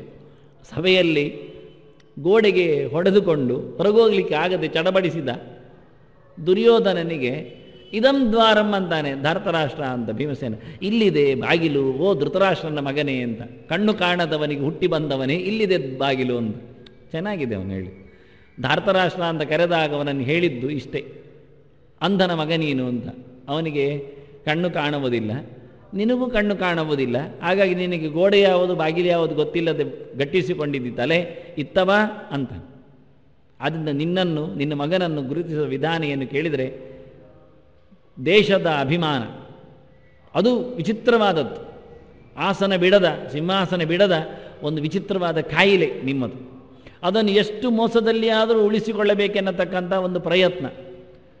ಅದಕ್ಕೆ ಒಳಗೊಳಗೆ ಬೇಕಾದಷ್ಟು ರೀತಿಯಾಗಿರತಕ್ಕಂಥ ಅನ್ಯಾಯಗಳು. ಅಗ್ನಿದೋ ಗರದಷ್ಟೈವ ಹೇಳ್ತಾರೆ. ಒಂದೊಂದು ಅನ್ಯಾಯ ಮಾಡಿದವರು ಆತತಾಯಿಯವಳು. ಆತತಾಯಿನ ಮಾಯಾಂತಂ ಹನ್ಯಾದೇವ ಅವಿಚಾರ ಎನ್ನಂದ. ಇದನ್ನು ಕೃಷ್ಣನೇ ಹೇಳಿದ್ದಾನೆ. ಅಯ್ಯ ಅರ್ಜುನ, ಆತತಾಯಿಗಳನ್ನು ಉಳಿಸಬಾರದು ಅಂತ ಕ್ರಮ. ಬೆಂಕಿ ಕೊಟ್ಟವರು, ವಿಷ ಹಾಕಿದವರು, ಆನಂತರ ಮನೆಯ ಸೊತ್ತುಗಳನ್ನ ಅಪಹಾರ ಮಾಡಿದವರು, ಕ್ಷೇತ್ರ ದಾರಾಪಹರ್ತಾಚ ಅಂತ ಮನೆ ಮಾರು ಮಾತ್ರ ಅಲ್ಲ, ಹೆಂಡತಿ ಮೇಲೆ ಕೈ ಮಾಡಿದವರು ಸಹ ಇಂಥವರು ಆತತಾಯಿಗಳು. ಇವರನ್ನು ಉಳಿಸಲೇಬಾರದು. ಅದನ್ನು ಅವರಿಗೆ ಕ್ಷಮೆಯೇ ಇಲ್ಲ. ಅಕ್ಷಮ್ಯವಾದ ಅಪರಾಧಗಳು ಒಂದು ಅರ್ಥ. ಎಲ್ಲ ಮಾಡಿಯಾಗಿದೆ. ಇದು ಒಂದೊಂದು ಮಾಡಿದವನನ್ನು ಕೊಲ್ಲಬೇಕು ಅಂತಿರುವುದು. ಯಾರ ಮನೆಗೆ ಬೆಂಕಿ ಹಾಕ್ತಾನೆ ಅವನನ್ನು ಉಳಿಸಬಾರದು. ಯಾರಿಗೆ ವಿಷ ಕೊಟ್ಟು ಕೊಲ್ಲಿಕ್ಕೆ ಹವಣಿಸ್ತಾನೆ ಅವನನ್ನು ನಿಲ್ಲಿಸಬಾರದು. ಯಾರು ಸೊತ್ತನ್ನು ಮನೆಯನ್ನು ಎಲ್ಲ ಎಳ್ಕೊಳ್ಳುತ್ತಾನೆ, ಇನ್ನೊಬ್ಬರ ಆಸ್ತಿಪಾಸ್ತಿ ನಷ್ಟ ಮಾಡ್ತಾನೆ, ಅವನನ್ನು ಸಾಯಿಸಬೇಕು. ಯಾರು ಹೆಂಡತಿಯನ್ನೇ ಅಪಮಾನಕ್ಕೆ ತರ್ತಾನೆ, ಎಳಿತಾನೆ, ಅವನನ್ನು ನಿಲ್ಲಿಸಬಾರ್ದು, ಮುಗಿಸಲೇಬೇಕು. ಇದೆಲ್ಲ ಕ್ರಮಗಳು. ಇವರು ಎಲ್ಲ ಮಾಡಿ ಆಯ್ತಲ್ಲ, ವಿಷ ಕೊಟ್ಟು ಆಯಿತು, ಬೆಂಕಿ ಹಾಕಿ ಆಯಿತು, ಸಂಪತ್ತು ಲೂಟಿ ಮಾಡಿದರು, ಇನ್ನೆಂತ ಮಾಡಲಿಕ್ಕೆ ಉಂಟು ಕೇಳ್ತಾನೆ. ಇಂಥವರನ್ನು ಉಳಿಸಬೇಕಾ? ಇಂಥವರು ಮಹಾತ್ಮರು ಹೇಳಲಿಕ್ಕೆ ಬರುತ್ತಾ? ಇಂಥವರ ಮಗ ಅಂತ ಹೇಳಲಿಕ್ಕೆ ಲಾಯ್ಕಾಗತ್ತಾ ಕೇಳುತ್ತಾನೆ. ಆದ್ದರಿಂದ ಕೃಷ್ಣನ ಹೆಸರನ್ನು ಕರೆಯುವಾಗ ಕೃಷ್ಣ ಅಂತ ಹೇಳದೆ ಬೇಕೆಂದಲೇ ವಸುದೇವನನ್ನು ಉಲ್ಲೇಖ ಮಾಡಿ, ಎಂತಹ ಮಗುವನನ್ನು ಹೆತ್ತು ಹೆಸರುವಾಸಿಯಾದ ತಂದೆ ಹೇಗಿದ್ದಾನೆ ನೋಡಿ. ಅರಸೊತ್ತಿಗೆಯಲ್ಲಿ ಕಂಸನಂತಹ ದೂತರಲ್ಲಿದ್ದರೆ ಅವರನ್ನು ಇಂತಹ ಮಗ ಹುಟ್ಟಿ ಸ್ವಚ್ಛ ಮಾಡಿದ್ದಾನೆ. ಯಾದವರ ವಂಶದೊಳಗೆ ಬೆಟ್ಟು ಮಾಡಿ ನೋಡೊಮ್ಮೆ. ಶಾಪಗ್ರಸ್ತರು. ನಿಮ್ಮದೇ ಒಂದು ಕವಲು, ಒಂದು ಕಡೆಯಲ್ಲಿ ಯದು, ತುರ್ವಸು, ದೃಹ್ಯು, ಅನು, ಪೂರು ಅಂತ 5 ಜನ ಯಯಾತಿ ಮಕ್ಕಳು ಹುಟ್ಟಿದರೆ ಅದರಲ್ಲಿ ಯದು ದೊಡ್ಡವ, ಯಾದವ, ಹೇಳಲಿಕ್ಕೆ ಹೋದರೆ ಅತ್ಯಂತ ಎತ್ತರದವ, ದೇವಯಾನಿಯಿಂದ ಬಂದವ, ಶುಕ್ರಾಚಾರ್ಯನ ಮಗಳಿನ ವಂಶ ಅದು. ಇತ್ತ ಶರ್ಮಿಷ್ಠೆ, ವೃಷಪರ್ವ ರಾಜನ, ರಕ್ಕಸ ರಾಜನ ಮಗಳು, ಅವಳಲ್ಲಿ ಹುಟ್ಟಿದವ ಪೂರು. ಅವರ ವಂಶ ಪೌರವ ವಂಶ, ನಿಮ್ಮ ವಂಶ. ಹೆಸರು ವೆತ್ತ, ವಿಶೇಷವಾಗಿ ಅನುಗ್ರಹವನ್ನು ಪಡೆದ, ನಿಜವಾಗಿ ಕ್ಷತ್ರಿಯರಾಗಿ ನಿಂತ ವಂಶ ನಿಮ್ಮದಾದರೆ ಯಾದವರು ಕ್ಷತ್ರಿಯರು ಅಲ್ಲ. ಒಂದು ದೃಷ್ಟಿಯಿಂದ ತಾಯಿಯ ಕಥೆಯಿಂದ ನೋಡಿದರೆ ದೇವಯಾನಿ ಬ್ರಾಹ್ಮಣ ಸ್ತ್ರೀ ಇದ್ದಾಳೆ, ಅಲ್ಲಿಂದ ಹುಟ್ಟಿ ಬಂದದ್ದು ಯದು. ಅಲ್ಲಿ ಯಾರೇ ಮುಂದೆ ಬರಲಿ, ಆದರೆ ಅವರು ಮತ್ತೆ ಕ್ಷತ್ರಿಯ ಹುಡುಗಿಯನ್ನೇ ಮದುವೆ ಆದದ್ದು. ಅಲ್ಲಿಂದ ಕ್ಷತ್ರಿಯ ವಂಶ ಅಂತ ಮತ್ತೆ ನೀವು ಹೇಳಿಕೊಂಡ್ರು. ಮೊದಲು ಯದು ಯಾರು? ಯದು ಬ್ರಾಹ್ಮಣ. ಹುಟ್ಟಿದ್ದು ಕ್ಷತ್ರಿಯನಿಗೆ, ಸ್ತ್ರೀ ಬ್ರಾಹ್ಮಣಿ ಇದ್ದಾಳೆ. ಜಾತಿ ಹೇಳುವುದು ಎಲ್ಲಿಂದ ಬಂತೋ ಅಲ್ಲಿಂದ. ನಿಜವಾಗಿ ಯೋಗ್ಯರಲ್ಲ. ಶಾಪ ಬೇರೆ ಕೊಟ್ಟಿದ್ದಾನೆ ಅಪ್ಪ, ನಿಮಗೆ ರಾಜ್ಯ ಇಲ್ಲ ಅಂತ, ನೀವು ಮುಂದುವರಿಸುವುದಿಲ್ಲ ಅಂತ. ಆದರೂ ಯಾದವರ ವಂಶ ಕೋಟಿಗಟ್ಟಲಿದ್ದಾರೆ ಯಾದವರು. ಕೌರವರ ಲೆಕ್ಕಾಚಾರ ಮಾಡಿದರೆ ಯಾದವರ ಸಂಖ್ಯೆ ಎಷ್ಟು ಜೋರಿಲ್ಲ. ಅದು ಕೃಷ್ಣನ ಮಕ್ಕಳೇ 10 ಲಕ್ಷ ಜನ ಬಂದಿದ್ದಾರೆ ಯುದ್ಧಕ್ಕೆ, ಕೌರವ ಪಾಳ್ಯಕ್ಕೆ. ಕೃಷ್ಣನೇ ಕೊಟ್ಟು ಕಳಿಸಿದ್ದಾನೆ, ಯಾರು ಬೇಕು ಅಂತ ಕೇಳಿ. ಸೈನ್ಯದ ತುಕಡಿಯೇ ಬಂದಿದೆ. ನೀವೆಲ್ಲಿದ್ದೀರಿ? ಕೃಷ್ಣನ ಮಕ್ಕಳೆಷ್ಟಿದ್ದಾರೆ, ಆದರೂ ಒಂದು ಅಯೋಗ್ಯರು ಅಂತ ಇಲ್ಲ. ಒಬ್ಬ ಬರೆದಿದ್ದ ಮೊನ್ನೆ ಪುಸ್ತಕ ಕೊಟ್ಟು, ಎಲ್ಲ ಈ ರಿಟೈರ್ಡ್ ಆದವರಿಗೆಲ್ಲ ತಲೆಹಾಳ. ಅವರೊಂದು ಪುಸ್ತಕ ಬರೆದಿದ್ದು, ಧಾರ್ಮಿಕ ಪುಸ್ತಕ, ಆಚಾರ್ಯ ನೋಡಿ ಬರೆದಿದ್ದೇನೆ. ನಾನು ಮಾತಾಡಿಲ್ಲ, ಸುಮ್ಮನೆ ನೋಡಿದ್ದೇನೆ ಅಷ್ಟೆ. ಅದರಲ್ಲಿ ಕುಂತಿ ಮಕ್ಕಳನ್ನು ಕಳಿಸುವ ವಿಷಯ ಬರೆದಿದ್ದಾರೆ. ನನಗೆ 5 ಮಕ್ಕಳಿದ್ದಾರೆ, ಅದನ್ನು ನಾನು ಬಗ್ಗನಿಗೊಬ್ಬನನ್ನು ಬಲಿ ಕೊಡುತ್ತೇನೆ ನಿಮ್ಮ ಮನೆಯಲ್ಲಿ ಕೂತಿದ್ದಕ್ಕೆ ಅಂತ ಕುಂತಿ ಹೇಳಿದ್ದಾಳೆ ಎಂದು ಬರೆದುಬಿಟ್ಟಿದ್ದಾರೆ. ಕುಂತಿ ಬಲಿ ಕೊಡ್ತೇನೆ ಹೇಳುವುದೇ ಇಲ್ಲ. ಕುಂತಿ ಕೇಳುತ್ತಾಳೆ, ಬ್ರಾಹ್ಮಣನೇ ಕೇಳುತ್ತಾನೆ, ನನ್ನ ಮಗ ಹೋಗ್ತಾನೆ, ಅವನು ಕೆಲಸ ಮಾಡಿ ಬರ್ತಾನೆ ಕುಂತಿ ಹೇಳುತ್ತಾಳೆ. ನಾನು ಒಪ್ಪುವುದಿಲ್ಲ, ಅಂತಹ ರಕ್ಕಸನೆಡೆಗೆ ನಿನ್ನ ಮಗನನ್ನು ಕಳಿಸ್ಲಿಕ್ಕೆ ನನಗೆ ಇಷ್ಟ ಆಗುವುದಿಲ್ಲ. ಅಂದರೆ ನಿನಗೆ ನೆಚ್ಚಾಯ್ತೇನೆ 5 ಮಕ್ಕಳು ಅಂತ ಕೇಳಿದರೆ ಇವಳು ಹೇಳ್ತಾಳೆ, 5 ನನಗೆ 100 ಮಕ್ಕಳಿದ್ರೂ ನನ್ನಲ್ಲಿ ಅಯೋಗ್ಯ ಮಕ್ಕಳು ಇರುವುದಿಲ್ಲ ಅನ್ನೋಳು. ಬಾಯ್ಬಿಟ್ಟು ಹೇಳಿದ್ಲು. ನಾನು 100 ಮಕ್ಕಳನ್ನು ಪಡೆದಿದ್ರು ಒಬ್ಬ ಅಯೋಗ್ಯನನ್ನು ನಾನು ಇಟ್ಟುಕೊಡ್ತಿರೋದಿಲ್ಲ ಹೇಳಿದ್ಲು. ಅಷ್ಟು ತಯಾರು ಮಾಡ್ತೇನೆ ಎನ್ನುವ ಛಲ ಅವಳಲ್ಲಿತ್ತು. ಅವಳು ಗಾಂಧಾರಿಯನ್ನು ನೋಡಿಯೇ ಹೇಳಿದಾಗಿತ್ತು ಹಾಗೆರೆ ಹೇಳುವಾಗ. ನನಗೆ 100 ಮಕ್ಕಳಿದ್ದರೂ ಒಬ್ಬ ಅಯೋಗ್ಯನ ನಾನು ಮಾಡ್ತಿರಲಿಲ್ಲ ಹೇಳುವಾಗ, ಒಬ್ಬ ನನಗೆ ಬೇಡಾದವನು ಇರುವುದಿಲ್ಲ ಹೇಳುವಾಗ ಅವಳಿಗೆ ಚೆನ್ನಾಗಿ ಗಾಂಧಾರಿ ನೆನಪಾಗಿದೆ. ಅದನ್ನು 5 ಮಕ್ಕಳಲ್ಲಿ ಬೇಡದಿದ್ದವನನ್ನು ಕಳಿಸುವುದು, ಬೇಡ ಅಂತ ಕಳಿಸುವುದು ಅಲ್ಲ ಅವಳ ಅಭಿಪ್ರಾಯ. ಹಾಗೆ ಯಾರಿಗೂ ಮೂಲ ವಾಕ್ಯಗಳು ಬೇಡ, ಕೇಳಿದ್ದು ಬರೆಯುವವರು ಏನು ಅರ್ಥ ಆಗುತ್ತೋ ಏನೋ ಬರೆದು ಹಾಕ್ತಾರೆ ಹಾಗೆ ವಾಸ್ತವಕತೆ ಆಗಿ. ವಾಸುದೇವನ 10 ಲಕ್ಷ ಜನರು ಅಯೋಗ್ಯರು ಅಲ್ಲ, ಅದನ್ನು ಉಲ್ಲೇಖ ಮಾಡ್ತಾನೆ. ವಸುದೇವನ ಮಕ್ಕಳ ಕತೆ ಕೇಳು, ನಿನ್ನ ಮಕ್ಕಳ ಹಣೆ ಬರಹ ಯೋಚನೆ ಮಾಡು. ಅದಕ್ಕೆ ನಾನು ವಾಸುದೇವಸ್ಯ ಅಂತೇನೆ ಅಂತಾನೆ. ಬೇಕು ಅಂದ್ಲೆ ಸಣ್ಣ ಶಬ್ದದಲ್ಲಿ ಹೇಳ್ಬೋದಿತ್ತು. ಇದೆಲ್ಲ ಅಲ್ಪಾಚ ತರಂಪೂರ್ವಮೆಲ್ಲ ಗಲಾಟೆ ಸುಮಾರು ಉಂಟು ಇದು, ವ್ಯಾಕರಣಕಾರದ್ದು ಬೇಕಾದರೆ ಹೇಳೋದಾದರೆ. ಅದೆಲ್ಲ ಸಂಜಯನಿಗೆ ಕಿವಿಯೇ ಕೇಳುವುದಿಲ್ಲ. ಸಂಜಯ್ ಹೇಳ್ತಾನೆ ನನಗಿಷ್ಟ ಅಂತಾನೆ. ನನಗಿಷ್ಟ ಆದಾಗೆ ನಾನು ಹೇಳುತ್ತೇನೆ. ಅದರಿಂದ ಈ ಗೆರೆಯ ಮೇಲೆ ಅಷ್ಟು ತಾತ್ಪರ್ಯ ಉಂಟವನಿಗೆ. ಇತ್ಯಹಂ ವಾಸುದೇವಸ್ಯ ಪಾರ್ಥಸ್ಯ ಚ ಮಹಾತ್ಮನಃ ಅಂತಾನೆ. ಎಷ್ಟು ತಲೆ ಹಾಳು ಮಾಡಿಕೊಳ್ಳಿಕೊಂಡು ನೋಡಿ. ನಿಜವಾಗಿ ಸಂಸ್ಕೃತದಲ್ಲಿ ಯಾರ ಹೆಸರು ಹೇಳ್ತೀರಿ, 2-3 ಜನರ ಹೆಸರಿದ್ದರೆ ಮೊದಲು ಕಮ್ಮಿ ಅಕ್ಷರದವರನ್ನು ಹೇಳಬೇಕು ವಿಷಯ. ಹಾಗೆ ಅಲ್ಪಾಚತರಂ ಪೂರ್ವಮದ ಲೆಕ್ಕ ಹೌದು. ಮತ್ತೆ ಜಾಸ್ತಿ ಅಕ್ಷರದವರನ್ನು ಹೇಳಬೇಕು. ಇದೆಲ್ಲ ನಿಯಮ. ಕಮ್ಮಿ ಅಕ್ಷರದಲ್ಲಿಯೂ ಅದರಲ್ಲಿ ಸ್ವರಾಕ್ಷರಗಳ ಕಮ್ಮಿತನ ಹುಡುಕಬೇಕು. ಮತ್ತೆ ಅಲ್ಲಿ ಪುನಃ ಗಲಾಟೆ ಆದರೆ ಇದು ಹೇಳುವ ನಿಯಮಗಳು ಸಂಸ್ಕೃತದ ಸೊಗಸು, ಭಾಷೆಯ ಸೊಡರು ಒಂದು ದೃಷ್ಟಿಯಿಂದ. ಇವ ಹೇಳ್ತಾನೆ ನನಗೆ ಅಕ್ಷರ ಕಮ್ಮಿ ಎಲ್ಲ ಲೆಕ್ಕ ಗೊತ್ತಿಲ್ಲ, ಮತ್ತೆ ನನಗೆ ಕೃಷ್ಣ ಮುಖ್ಯ ಬೇಕು. ಮೊದಲು ದೇವರನ್ನು ಬಿಡಲಿಕ್ಕಿಲ್ಲ, ಮೊದಲು ದೇವರು ಮತ್ತೆ ಜನರು ಅಂತಾನೆ. ನೀವು ತಿರುವು ಮುರು ಮಾಡಿದೆ, ಮೊದಲು ಜನಸೇವೆ ಮತ್ತೆ ಜನಾರ್ದನ ಸೇವೆ. ನೀವು ಹೇಳ್ತಾನೆ ಮೊದಲು ಜನಾರ್ದನ ಮತ್ತೆ ಜನ ಅಂತ. ಯಾಕೆ ಜನಾರ್ದನ ಅದರ ಆಚೀಚೆ ಅಕ್ಷರ ತೆಗೆದ್ರೇನು ಜನವೇ. ಜನಾರ್ದನ, ಜಾದಿಂದ ನಾದವರೆಗೆ ಅಂದ ಜನಾರ್ದನನಲ್ಲಿ ಜನ ಉಂಟು, ಜನನಲ್ಲಿ ಜನಾರ್ದನ ಬೇಕು ನಮಗೆ, ಆದ್ದರಿಂದ ಇಲ್ಲ. ಹಾಗಾಗಿ ಮೊದಲು ನಾರಾಯಣ, ಮತ್ತೆ ನನಗೆ ನರ. ನರನಾರಾಯಣರು ಅಂತ ನೋಡಿ ಹೇಳುವಾಗ ನರನಾರಾಯಣ ಅಲ್ಪಾಚತರಂ ಪೂರ್ವಂ, ನರ ಮೊದಲು ನಾರಾಯಣ ಮತ್ತೆ. ಇಲ್ಲಿ ಹೇಳ್ತಾನೆ ನಾನು ಹಾಗೆ ಹೇಳೋದಿಲ್ಲ ಅಂದ, ನಿಮ್ಮ ಭಾಷೆ ನಿಯಮ ಯಾರಿಗೆ ಬೇಕ್ರಿ ಅಂದಾನೆ. ನನಗೆ ಭಾಷೆ ಬರುವುದಿಲ್ಲ, ನನಗೆ ಅರ್ಥ ಬರ್ತದೆ ಅಂದಾನೆ. ಇವ ಬೇರೆ ರೀತಿಯವ. ನನಗೆ ವಸ್ತು ಮುಖ್ಯ, ಅರ್ಥ ಮುಖ್ಯ, ಪದಾರ್ಥ ಮುಖ್ಯ, ಶಬ್ದ ಮುಖ್ಯ ಅಲ್ಲ, ಪದಾರ್ಥ ಭಗವಂತ ದೊಡ್ಡದು. ನಾನು ಮೊದಲು ಭಗವಂತನ ಹೆಸರು ಹೇಳ್ತಾನೆ. ಹೇಳಿದವನ ವಿಷಯ ನನಗೆ ಬೇಕು, ಕೇಳಿದವನು ಮತ್ತೆ ಬೇಕು. ಹೇಳಿದವನು ಹೇಳಿದರೆ ಅಲ್ವಾ ಕೇಳಿದವ ಕೇಳುವುದು, ಕೇಳಿದವನ ಹೆಸರು ಬರುವುದು ಹೇಳಿದವ ಹೇಳಿದಾಗಲ್ವಾ. 100 ಜನ ಕೇಳ್ತೇವೆ ಅಂತ ಕೂತ್ರೆ ಹೇಳುವವ ಬರದಿದ್ದರೆ ಕೇಳುವುದಿಲ್ಲಿಗೆ ನಾವು, ಪ್ರಯೋಜನ ಇಲ್ಲ ಆಗುತ್ತೆ. ಅದನ್ನ ಮೊದಲೇ ಹೇಳಿದವನ ಹೆಸರು ಅಂತಾನೆ. ಅದನ್ನು ಸಣ್ಣದು ಮಾಡಿ ಹೇಳ್ಬೋದಲ್ಲ, ಹೇಳೋದಿಲ್ಲ ಅಂತಾನದು ಸಹ. ಅವನು ಹೇಳ್ಬೋದು ಇತ್ಯಹಂ ಕೃಷ್ಣಸ್ಯ ಹೇಳ್ಬೋದು. ನಿಮಗೆ ಹೇಳಲೇಬೇಕಿದ್ರೆ, ದೇವರೇ ಬರಬೇಕಿದ್ರೆ ಅಕ್ಷರ ಕಡಿಮೆ ಹೇಳಲಿಕ್ಕೆ ಆಗುತ್ತೆ, ಕೃಷ್ಣ ಅನ್ನಬಹುದಲ್ಲ. ಶೌರೇಹ ಅನ್ನಬಹುದು, 2 ಅಕ್ಷರದ, ಇನ್ನೂ ಕಮ್ಮಿ ಮಾಡಲಿಕ್ಕೆ ಬರುತ್ತೆ ತಂದು. ನಾನು ಶೌರ್ಯ ಮತ್ತು ಕೃಷ್ಣನ ಶೂರಸೇನನ ಮಗನ ನಿಮಗೆ ಮಗನನ್ನೇ ಹೇಳಬೇಕಾದ್ರೆ ಇಲ್ಲ, ತಂದೆ ಹೆಸರೆಲ್ಲ ಹೇಳಬೇಕು, ಹೇಳುವಾಗೆಲ್ಲ ಹೇಳುವ ಕ್ರಮ ಎಲ್ಲ ತಿರುಗಿಸಿ ಭಾಳ ಚೆಂದಾಗಿ ನಾನು ವಾಸುದೇವ ಅಂತ ಹೇಳುತ್ತೇನೆ ಅಂತಾನೆ. ನನಗೆ ಅದೇ ಬೇಕು ಅಂತ. ಕೃಷ್ಣ ಕೊಟ್ಟ ಉಪದೇಶ ಅದು ನಮ್ಮ ದೇಹದಲ್ಲಿ ನಿಂತ ಜ್ಞಾನೇಂದ್ರಿಯಗಳಿಗೆ ಊಟ, ಅದು ಮೀಸಲು. ಆದ್ದರಿಂದ ವಾಸು ಅಂದರೆ ವಾರ್ಥಂ ಅಸವಹ ಅಂತ. ವಾ ಅಂದರೆ ಜ್ಞಾನ, ವರಿತಿ ಜ್ಞಾನ ಮುದ್ದಿಷ್ಟಂ, ಅಸು ಅಂದರೆ ಇಂದ್ರಿಯಗಳು. ಜ್ಞಾನವನ್ನು ಪಡೆಯುವ ಇಂದ್ರಿಯಗಳನ್ನು ಬೆಳಗಿಸಿದವನು ವಾಸುದೇವ. ನನಗೀಗ ವಸುದೇವನ ಮಗ ಅಂತ ದೊಡ್ಡ ತಾತ್ಪರ್ಯ ಅಲ್ಲ ನನಗೆ ಮುಖ್ಯವಾದದ್ದು ಕಣ್ಣಿಗೆ ಕಿವಿಗೆ ಕೆಲಸ ಕೊಟ್ಟವ ಅಂತ ಬೇಕು ನನಗೆ. ಅದರಿಂದ ಕಿವಿಗೆ ಕೆಲಸ ಕೊಟ್ಟವ ಸರಿ, ಕೇಳಲಿಕ್ಕೆ, ಮತ್ತು ಕಣ್ಣಿಗೆ ಎಂಥದ್ದು, ಕಣ್ಣಿಗೆ ಕೇಳಿದ್ದನ್ನು ಕಾಣುವ ಹಾಗೆ ಮಾಡಿದವ. ಯಾರು ಈ ರೀತಿ ಪಾಠ ಮಾಡ್ತಾನೆ? ವಿಶ್ವರೂಪ ಅಧ್ಯಾಯ ಹೇಳಿದ ತಕ್ಷಣ ವಿಶ್ವರೂಪ ಕಾಣಬೇಕು. ನಮಗೆ ವಿಶ್ವರೂಪ ಕಾಣುವುದು ಬೇರೆ ಬೇರೆ, ಅದು ಪ್ರಯೋಜನ ಇಲ್ಲ. ಭಗವಂತನ ವಿಭೂತಿಗಳು ಕಾಣಬೇಕು. ಒಂದೊಂದು ವಿಭೂತಿಗಳ ಬಗ್ಗೆ ಹುಡುಕುವಾಗ, ಒಂದೊಂದೇ ವಿಷಯಗಳನ್ನು ನೋಡುವಾಗ, ರಸೋಹಂ ಅಪ್ಸು ಕೌಂತೆಯ ಅನ್ನುವಾಗ ರಸ ಕಂಡಾಗ ಭಗವಂತ, ಅಪ್ಸು ಕಂಡಾಗ ನೀರು ಕಂಡಾಗ ರಸ ಕಾಣಬೇಕು ಅವನಿಗೆ, ವ್ಯಕ್ತಿಗಳು ಕಾಣಬೇಕು, ಮರಗಿಡಗಳು ಕಂಡಾಗ ಭಗವಂತನ ವಿಭೂತಿ ಕಾಣಬೇಕು. ಹೀಗೆ ಕಿವಿಯಲ್ಲಿ ಕೇಳುವುದಷ್ಟೇ ಅಲ್ಲ, ಅದು ಕಣ್ಣಿಗೆ ಕಾಣುವಂತೆ ಕೇಳಿಸಬೇಕು. ಯಾರಿಗಾಗ್ತದೆ? ಅಂತಹ ಅನುಭವ ಬರುವಂತೆ ಮಾಡಬಹುದು, ಆದರೆ ಪ್ರತ್ಯಕ್ಷ ಆಗುವಂತೆ ಆಗುವುದಿಲ್ಲ.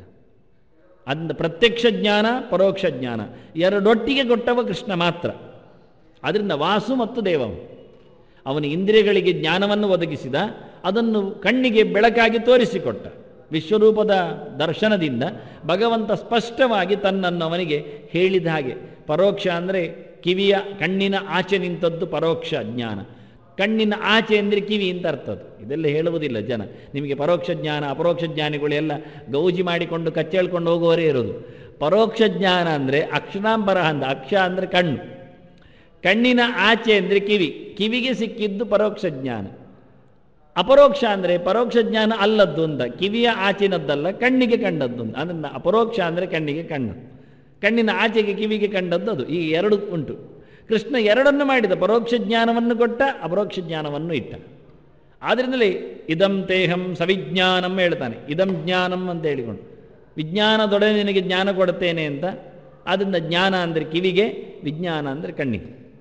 ಇದು ಉಲ್ಲೇಖ ಮಾಡಲಿಕ್ಕೆ ವಾಸುದೇವಸ್ಯ ಅಂತ. ಯಾಕೆ ನಿನಗೆ ಇಷ್ಟೆಲ್ಲ ಆಗುತ್ತೆ ಅಂದರೆ ನನಗೂ ಗೊತ್ತಾಗಿದೆ ಅಂತ ನಾವು. ಈಗ ಅಶ್ರೌಷಂ ಅಂದ, ನಾನು ಕೇಳಿದೆ ಅಂತ. ಮುಂದೆ ಹೇಳ್ತಾನವನು ಬೇರೆ, ನಾನು ಕಂಡೆಂತಲೇ ಹೇಳಿಕೊಂಡವನು. ಪೂರ ಆಗಲಿಲ್ಲ ಅವನು, ಶುರು ಮಾಡಿದ್ದಷ್ಟೇ ನೋಡಿ. ನಾವು ಶುರು ಮಾಡುವಾಗಲೇ ಮುಗಿಸಿಬಿಟ್ಟೆವು 2 ಗೆರೆಯಲ್ಲಿ, ಇಷ್ಟೇಯಾ ಅಂತೇಳಿ. ಇಲ್ಲ, ಮುಗಿಯದೇ ಇಲ್ಲ, ಸಾಧ್ಯವೇ ಇಲ್ಲ. ಇತ್ಯಹಂ ವಾಸುದೇವಸ್ಯ, ತಂದೆಯ ಮಗನಾದ ಕೃಷ್ಣನ ಗೆರೆ ಕೇಳಿದೆ, ತಾಯಿಯ ಮಗನಾದ ಅರ್ಜುನ ಕೇಳಿದ ಸಂಗತಿಯೂ ನಾನು ಕಂಡೆ ಅಂತಾನೆ. ನೀನು ತಂದೆಯಾಗಿ ನಿನ್ನ ಮಕ್ಕಳಿಗೆ ಏನು ಹೇಳಿದೆ? ನೀನೆಂದು ತಂದೆಯಾಗಿ ನಿಂತೆ ಕೇಳ್ತಾನಿವ. ಏನಿಲ್ಲ, ನೀನಾಗಿ ದುರ್ಯೋಧನ ಉಪದೇಶ ಮಾಡಿದ್ದೆಲ್ಲಿ ಉಂಟು? ದುರ್ಯೋಧನ ಆದರೂ ನಿನ್ನ ವಿಷಯ ಕೇಳಿದ್ದೆಲ್ಲಿ ಉಂಟು? ಇಲ್ಲ. ಅದನ್ನು ತಂದೆಯ ಮಕ್ಕಳಾದವರು ಆದ ತಕ್ಷಣವೇ ದೊಡ್ಡವರಾಗುವುದಿಲ್ಲ. ಇನ್ನೊಬ್ಬರಿಗೆ ಸಮರ್ಥವಾಗಿ ಕೊಟ್ಟಾಗ ಮಾತ್ರ ಆಗ್ತಾರೆ. ನಿನ್ನ ತಂದೆತನಕ್ಕೆ ಧಿಕ್ಕಾರ ಅಂತಾನೆ. ಈ ದೃಷ್ಟಿಯಿಂದ ನಾನು ವಸುದೇವನನ್ನಾದರೂ ಹೊಗಳುತ್ತೇನೆ, ನಿನ್ನನ್ನು ಮುಟ್ಟುವಾಗಿಲ್ಲ ಅಂತ. ಅಷ್ಟು ಜನ ಮಕ್ಕಳನ್ನು ಪಡೆದು, ಅಷ್ಟು ಸಚಿವ ಸಂಪತ್ತನ್ನು ಪಡೆದವ, ಭೀಷ್ಮ ದ್ರೋಣರಂತೆ ಆಚಾರ್ಯ ಸ್ಥಾನವನ್ನು ಅಲಂಕರಿಸಿದ ಮಹಾಮಹಿಮರನ್ನು ಪಡೆದ ನಿನಗೆ ಒಂದಿನಿತೂ ಮಹಾತ್ಮೆ ಇಲ್ಲ. ಆ ಕೇಳುಗನ ಅರ್ಜುನನಿಗಿದ್ದು ಅಂತಾನವ. ಪಾರ್ಥಸ್ಯ ಚ ಮಹಾತ್ಮನಃ. ಪಾರ್ಥನ ಪೃಥೆಯ ಮಗ, ಕುಂತಿಯ ಮಗ. ನಿನ್ನ ಮಗ ಆಗಿಲ್ಲ ಬಿಡುವ, ನೀನು ಹೇಳಿಕೊಳ್ಳುತ್ತಿ ನನ್ನ ಮಗ ಅಂತ. ನನ್ನಿಂದಲೇ ಹುಟ್ಟಿದವರು ಅಂತೇಳಿ. ಅಸಂಶಯಂ ತೇಬಿ ಮಮೈವ ಪುತ್ರಾಹ ದುರ್ಯೋಧನ ಮಮ ದೇಹಾತ್ ಪ್ರಸೂತಃ ಅಂತ ಬೊಬ್ಬೆ ಹೊಡೆದಿದ್ದ ಧೃತರಾಷ್ಟ್ರ ಹೇಳುವಾಗ. ಎಲ್ಲ ಅರ್ಥ ಆಗ್ತದೆ ನೀನು ಹೇಳಿದ್ದು ಸಂಜಯ. ಹೋಗಿ ಬಂದವನೇ ಸಂಜಯ ಅಲ್ವಾ ದೌತ್ಯದಲ್ಲಿ ಅನ್ನು ಚೆನ್ನಾಗಿ ಸಂಜಯನ ಗೊತ್ತು ಅವನಿಗೆ, ಮಾತುಕತೆ ಎಲ್ಲ ಚೆನ್ನಾಗಿ ಸಂಜಯನು ಹೇಳಿದ್ದಾನೆ ಅವನಿಗೆ. ನಿದ್ದೆ ಬಿಟ್ಟದ್ದೇ ಸಂಜಯನಿಗೋಸ್ಕರ ಅಲ್ವಾ ಧೃತರಾಷ್ಟ್ರ ಒಂದು ಇಡೀ ದಿನ. ಅದನ್ನು ಸಂಜಯ್ ಹೇಳಿದ್ದ. ಆಗ ಇವನು ಹೇಳ್ತಾನೆ, ಹೌದೌದು ನೀನು ಹೇಳುವುದೆಲ್ಲ ಚೆನ್ನಾಗಿ ಅರ್ಥ ಆಗತ್ತೆ, ನೀನು ವಿದುರ ಎಲ್ಲರೂ ಹೇಳೋದು ಗೊತ್ತಾಗತ್ತೆ, ಪಾಂಡವರು ನನ್ನದೇ ಮಕ್ಕಳು. ಆದರೆ ದುರ್ಯೋಧನ ಎಂತ, ಆದರೆ ದುರ್ಯೋಧನ ಅವನು ನನ್ನ ದೇಹದಿಂದ ಬಂದಲ್ವ, ಮತ್ತೆ ಶುರು ಮಾಡ್ತಾನೆ, ಮತ್ತು ಈಚೆಗೆ ಬಂದು ಕೂತ್ಕೊಳ್ತಾನವ ಗಲೀಜು ಮನುಷ್ಯ. ಹಾಗೆ ಆಯ್ತು ಇಲ್ಲಿ ಕತೆ. ಅದನ್ನೇ ಹೇಳ್ತಾನೆ, ನಿನ್ನ ಮಗ ಅಂತ ಅವನನ್ನು ಬೊಬ್ಬೆ ಹೊಡ್ಕೊಳ್ತಿ, ಆದರೆ ಒಂದಿನಾದರೂ ನಿನ್ನ ಗೆರೆ ಕೇಳಿದ್ದಾನವ, ನೀನು ಅವನ ಹತ್ರ ಸಂವಾದ ಮಾಡಿದ್ಯಾ? ನಿನಗೂ ನಿನ್ನ ಮಗನಿಗೂ ಯಾವುದೇ ವಿಷಯದಲ್ಲಿ ಸಮಾನವಾದ ವಾದ ಇತ್ತೇ, ಒಪ್ಪಿಕೊಳ್ಳುವ ಮಾತುಕತೆ ಇತ್ತೇ? ನೀನು ಹೇಳೋದೊಂದು ಅವನು ಹೇಳೋದೊಂದು. ನೀನು ಹೇಳಿದೆ, ಪರಿಪರಿಯಾಗಿ ತಿಳಿಸಿದೆ, ಜೂಜು ಬೇಡ, ಒಪ್ಪಿದ್ನ? ಇಲ್ಲ. ಏನು ಬಂತು ಉಪಯೋಗ? ಹಾಗಾಗಿ ನಿನಗೂ ಅವನಿಗೂ ವಿವಾದವೇ ಆಯಿತು ಹೊರತು, ವಿರುದ್ಧವಾದ ವಾದಗಳೇ ನಡೆಯಿತು ಹೊರತು ಯಾವುದು ಉಪಯೋಗಕ್ಕೆ ಬರಲಿಲ್ಲ ಅಂತಾನೆ. ಶಾಸ್ತ್ರದ ಸಾರವನ್ನು ಸಂಪತ್ತನ್ನು ತಂದುಕೊಡ್ತಕ್ಕಂಥ ಮಾತುಕತೆ ನಿಮ್ಮಲ್ಲಿ ಆಗಲಿಲ್ಲ, ದೇವರ ಪ್ರತಿಷ್ಠೆ ಆಗಲಿಲ್ಲ. ಆಯಿತು ತಾಯಿಯ ಮಗ ಅಂತ ಹೇಳುವ, ತಾಯಿ ಮಾತು ಕೇಳುತ್ತಾನ? ಅದು ಇಲ್ಲ. ಅವಳು ಹೇಳಿದ್ದಾಳೆ, ಅವಳು ಮೊದಲೇ ಹೇಳಿದ್ದಾಳೆ, ದುರ್ಯೋಧನ ಹುಟ್ಟುವಾಗಲೇ ಹೇಳಿದ್ದಾಳೆ, ಬಿಟ್ಟುಕೊಡಿ ಅವನನ್ನು, ಇಡೀ ವಂಶ ಮುಂದಿನ 99 ಮಕ್ಕಳು ನನಗೆ ಉಳಿಯುವುದಾದರೆ ಇವನನ್ನು ನಾನು ಕಳ್ಕೊಳ್ಳಿಕ್ಕೆ ಸಿದ್ಧ ಇದ್ದೇನೆ, ಹೊಡೆದು ಬಿಡಿ ಅಂದವಳು. ಹುಟ್ಟುವಾಗಲೇ ದುರ್ಯೋಧನನ ಬಗ್ಗೆ ತಂಖರಾಹ ಪ್ರತ್ಯಭಾಷಂತ ಅಂತಾರೆ. ದುರ್ಯೋಧನ ಹುಟ್ಟಿದಾಗ ಏನಾಯಿತು ಕೇಳಿದರೆ, ಊರಿನ ಕತ್ತೆಗಳು ಅರಚಿಕೊಂಡವಂತೆ. ಅಪಶಕುನದ ನುಡಿ ಅನ್ನೋದು ಮೊದಲು ಕೊಟ್ಟಿದೆ. ಇವನಿದ್ದರೆ ಲೋಕ ಹಾಳಾಗುತ್ತೆ ಅಂತ ಅವುಗಳು ಬಿಳಿಚಿಕೊಂಡು ಬೊಬ್ಬೆ ಹೊಡೆದಿದ್ದವು, ನರಿಗಳು ಗೀಳಿಟ್ಟವು. ಇದನ್ನೆಲ್ಲ ಶಕುನವನ್ನು ಕೇಳಿ ಜ್ಯೋತಿಷಿಗಳನ್ನು ಕರೆದು ಏನಾಗತ್ತೆ ಕೇಳಿದರೆ ಹೇಳಿದ್ರು ಅವರು, ಈ ಮಗನನ್ನು ನೀನು ಅರಮನೆಯಲ್ಲಿ ಸಾಕುವುದರಿಂದ ಮುಂದೆ ದೊಡ್ಡ ಅನಾಹುತ ಆಗತ್ತೆ, ಜನಾಂಗ ಹತ್ಯೆ ನಡೀತದೆ, ಅದನ್ನು ಜನ ದಾಖಲೆ ಮಾಡ್ತಾರೆ. ಇವ ಕಲಹದ ವ್ಯಕ್ತಿ ಇದ್ದಾನೆ, ಏನು ಮಾಡಬೇಕು? ಬಿಟ್ಟು ಕೊಟ್ಟರೆ ಉಳಿದವರು ಉಳಿತಾನೆ ಅಂತ ಹೊಡೆದು ಹಾಕಿ ಅವನನ್ನು ಬಿಟ್ಟುಕೊಡಿ ಅವನನ್ನು, ಮತ್ತು 99 ಜನ ಬದುಕಿ ಬರ್ತಾರೆ, ವಂಶ ಗೌರವದಿಂದ ಉಳಿತದೆ ಅಂತಾನೆ. ಕೇಳಲಿಲ್ಲ. ಗಾಂಧಾರಿ ಒಪ್ಪಿಗೆ ಕೊಟ್ಟಳು. ಹೆತ್ತ ತಾಯಿ ಹೇಳಿದ್ಲು, ಉಳಿದ ನನ್ನ ಹೆರಿಗೆ ಸುಗಮವಾಗಲಿ ಎನ್ನುವ ದೃಷ್ಟಿಯಿಂದ ಮುಂದಿನ ಮಕ್ಕಳು ಒಳ್ಳೆಯ ರೀತಿಯಲ್ಲಿ ಬದುಕಲಿ ಅಂತ. ಇದನ್ನು ಒಪ್ಪಲಿಲ್ಲ ಇವ.